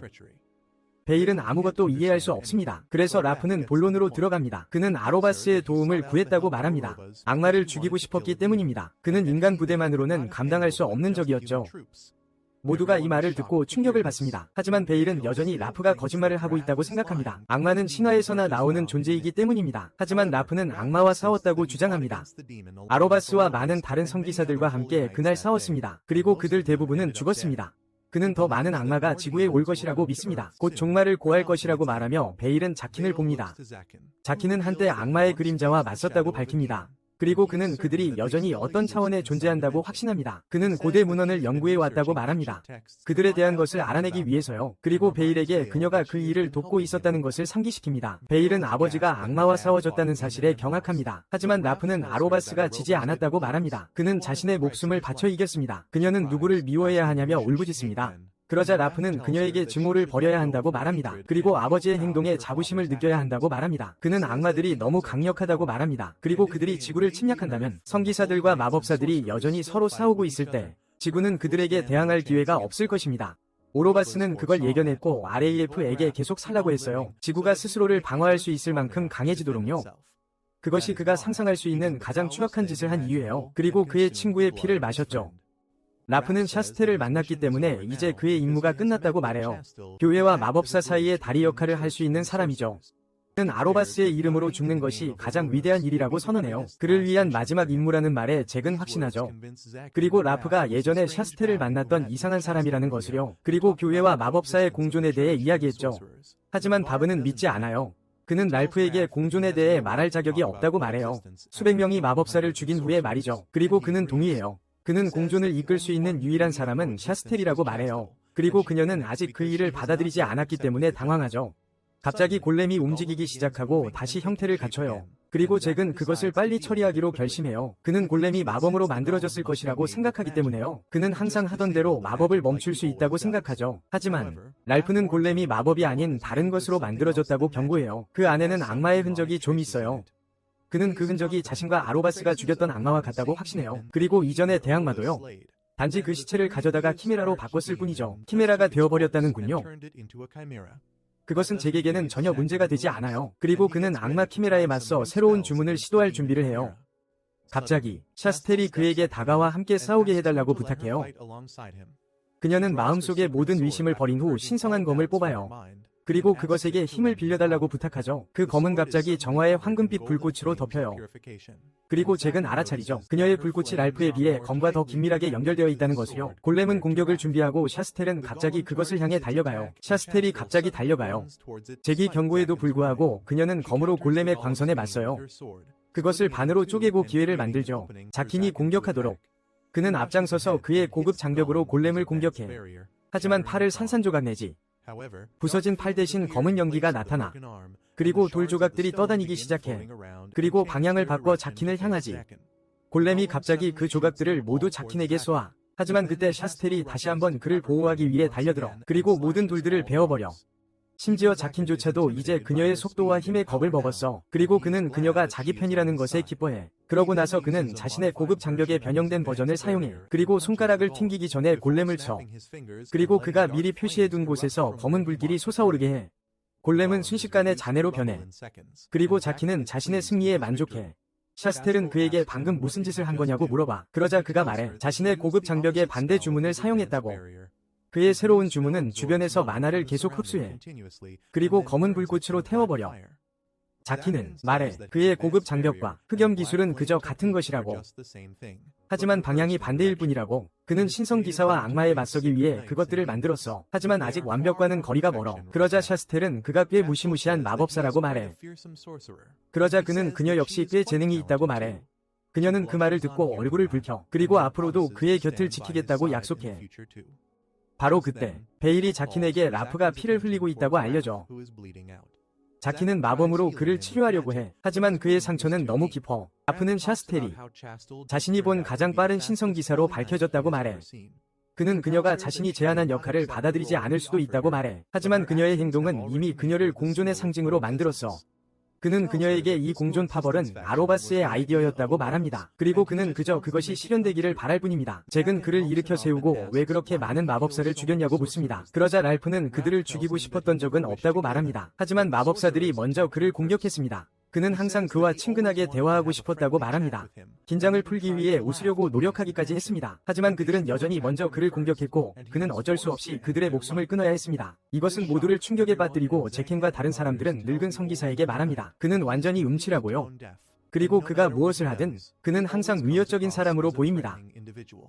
이 모든 것을 무시하고 랄프는 샤스텔에게 교회로 돌아오라고 요청합니다. 그리고 그는 그녀를 해치려는 사람들을 처리하겠다고 약속합니다. 그녀는 그들에게 그들의 정체를 아는지 묻습니다. 그러자 그는 그녀에게 그녀의 마음속 깊은 곳에서 그녀도 알아야 한다고 말하며 일어섭니다. 베일에게 샤스텔의 안전을 확보하도록 해달라고 부탁합니다. 그녀가 그의 목숨을 빼앗기 전에요. 베일은 그에게 그녀의 아빠에 대해 어떻게 생각하는지 묻습니다. 그러자 랄프는 즉시 아로바스는 훌륭한 용이었다고 대답합니다. 그리고 그와 함께 싸웠던 순간들은 그의 인생에서 가장 영광스러운 순간들이었습니다. 그렇게 말하며 그는 앞장서서 나아가고 잭은 베일에게 그를 가게 내버려 둘 것인지 묻습니다. 그녀는 지금 그를 죽이는 것은 옳지 않다고 생각한다고 말합니다. 그러자 그는 그녀의 머리를 쓰다듬으며 옳은 선택을 했다고 말합니다. 그러고 나서 그는 그녀에게 라피가 기다리고 있는 집으로 돌아가라고 말합니다. 베일은 기꺼이 그의 손을 잡습니다. 바브는 그들 모두를 자킨의 성으로 텔레포트합니다. 라피가 문에서 그들을 기다리고 있습니다. 반면에 사제는 샤스텔의 신복들과 이야기하고 있습니다. 그녀에 대해 얼마나 걱정하고 있는지에 대해 말입니다. 그는 그들을 쉬게 합니다. 왜냐하면 그들은 그녀를 찾느라 하루 종일 보냈기 때문입니다. 하지만 그가 혼자 남겨지자 그는 본색을 드러냅니다. 그는 샤스텔이 아직 죽지 않았기 때문에 좌절감을 표현합니다. 그는 모든 마법사는 악하고 샤스텔도 악하다고 믿습니다. 왜냐하면 그녀가 그들의 편을 들었기 때문입니다. 그는 심지어 그녀의 처용을 밀어붙이고 있었어요. 하지만 다른 사제들이 반대했죠. 그리고 심지어 RAF도 현장에 나타났어요. 그가 그녀를 독살하려 했던 사람이었어요. 그녀의 성스러운 검이 다른 주인을 선택하도록요. 그것도 처음이 아니었어요. 그는 많은 성스러운 기사들을 죽였으니까요. 단지 그들이 그의 이념에 동의하지 않았다는 이유로요. 그는 책상에서 비밀 서랍을 열어요. 그리고 그 안에서 독약병을 꺼내죠. 그때 랄프가 갑자기 그의 방문을 걷어차고 들어와요. 사제는 그의 잃어버린 팔에 대해 걱정하는 척하죠. 하지만 로브는 그저 긁힌 상처일 뿐이라고 말해요. 그는 방으로 들어오다 무릎을 꿇고 쓰러져요. 그리고 사제는 이걸 그를 제거할 기회로 여기죠. 그가 어느 편인지 이해할 수 없으니까요. 그는 장갑에 독약을 붓습니다. 그리고 래프의 상처에 바르려고 하죠. 하지만 그걸 약이라고 부르면서요. 래프는 그냥 사제의 손을 잘라버려요. 그리고 그의 배신에 대해 모든 것을 알고 있다고 말하죠. 사제는 비명을 지르며 고통스러워해요. 그리고 래프는 그의 입을 다물게 하려고 그의 머리를 발로 짓밟아요. 그는 그에게 밝은 미래를 짓밟을 권리가 없다고 말하죠. 그리고 그의 성스러운 검으로 그를 찔러요. 사제를 죽인 후 랄프는 그에게 곧 사후 세계에서 만나자고 말해요. 다음날 샤스텔은 제킨과 네피와 차를 마셔요. 거기서 그녀는 사제가 정말로 자신의 목숨을 노리던 사람이었다는 것을 알게 되죠. 그녀는 그에 대해 의심을 품고 있었어요. 그는 항상 교회가 항상 옳다고 주장했으니까요. 그녀는 그가 틀렸고 망상에 사로잡혔다는 것을 알아요. 다른 꼰대들처럼요. 그리고 이제 그녀는 교회를 조금씩 바꾸고 싶어 해요. 그래서 그녀는 교회로 돌아갈 계획을 세우고 있어요. 제키는 갑자기 그녀에게 그녀의 차에 독이 들었다고 말해요. 샤스텔은 기겁하고 그는 농담이었다고 말하죠. 하지만 이것은 또한 그녀가 다른 사람들을 너무 쉽게 믿는다는 것을 보여주는 방법이었어요. 그리고 그게 문제죠. 샤스텔이 당황했어요. 네피가 만든 차를 쏟을 뻔했다고 말하네요. 그러자 잭이 그녀를 정정해요. 다른 사람이 차를 만들었다고 말하죠. 베일이 그동안 소파 뒤에 숨어 있었어요. 그래서 샤스텔이 그녀와 이야기하러 가요. 그녀 앞에 무릎을 꿇고 쓰다듬으려 하죠. 하지만 베일은 아직 준비가 안 됐어요. 샤스텔은 그걸 받아들이고 떠나려 해요. 하지만 베일이 다시 와달라고 말하죠. 그 말을 듣고 감동받아 눈물을 글썽이며 문으로 돌아가요. 마법사들을 위해 더 나은 세상을 만들겠다고 약속하면서요. 갑자기 랄프가 그녀의 어깨에 손을 얹어요. 필요하면 자신에게 도움을 청하라고 말하죠. 그녀는 동의하지만 랄프가 아직 살아있다는 걸 보고 기겁해요. 그는 자켄과 평범하게 대화를 나누죠. 그의 치유가 그리고 아로보스의 축복이 그를 부상에서 빨리 회복하게 했다고 말하면서요. 샤스텔은 그들이 그렇게 평범하게 대화하는 것에 기겁해요.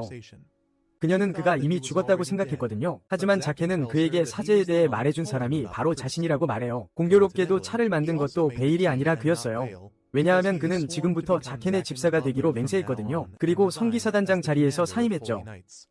샤스텔은 이 말을 듣고 또다시 기겁해요. 어제 랄프는 사제를 죽이고 그들의 성에 왔어요. 그리고 베일이 원한다면 그녀의 손에 죽겠다고 제안했죠. 자켄은 그 결정을 완전히 드래곤 소녀에게 맡겼어요. 그리고 잠시 생각한 후에 그녀는 랄프에게 자켄과 네피를 섬겨야 한다고 말했어요. 그것이 그녀에게도 큰 도움이 될 것이기 때문이죠. 그 늙은 기사는 집안일에 능숙하고 자켄도 그와 관계가 있어요. 왜냐하면 그들 둘 다 이미지가 매우 안 좋거든요. 비록 나쁜 사람은 아니지만요. 한편 베일은 랄프에게 그의 손이 그립냐고 물어요. 그리고 나서 갑옷 조각을 가져오죠. 그녀가 덩치 큰 남자 흉내를 내는데 사용했던 것이요. 그녀는 그것을 랄프의 어깨에 부착하고 마범으로 고정해요. 그것이 진짜 팔처럼 움직일 수 있게 해주면서요. 늙은 기사는 감동을 받습니다. 그리고 남은 여생 동안 베일을 섬기기로 맹세합니다. 이 모든 것을 듣고 나서 샤스텔은 자신만이 떠난다는 사실을 깨닫고 눈물을 글썽입니다. 자키는 그녀에게 울지 말라고 합니다. 언제든 다시 돌아와도 좋으니까요. 모두가 그녀를 반겨줄 거예요. 그녀는 이 말을 듣고 기뻐하며 쾌활하게 떠납니다. 바로 그때 바브가 자킨의 그림자에서 나옵니다. 하품을 하고 기지개를 켜며 아침 식사를 준비하라고 합니다. 하지만 자키는 샤스텔과 함께 가라고 합니다.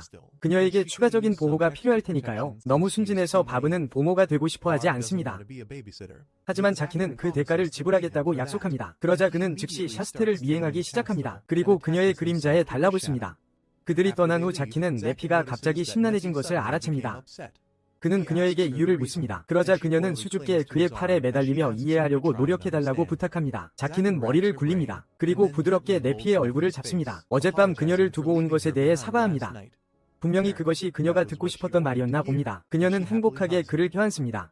한편 랄프는 베일의 눈을 감깁니다. 그녀는 이런 것을 보기에는 너무 어리다고 말하면서요. 이 비디오가 마음에 드셨다면 구독하여 12부를 확인하세요. 그리고 이 새로운 애니메이션도 꼭 확인해보세요. 능력 있는 왕자로 환생하는 루저에 대한 이야기입니다.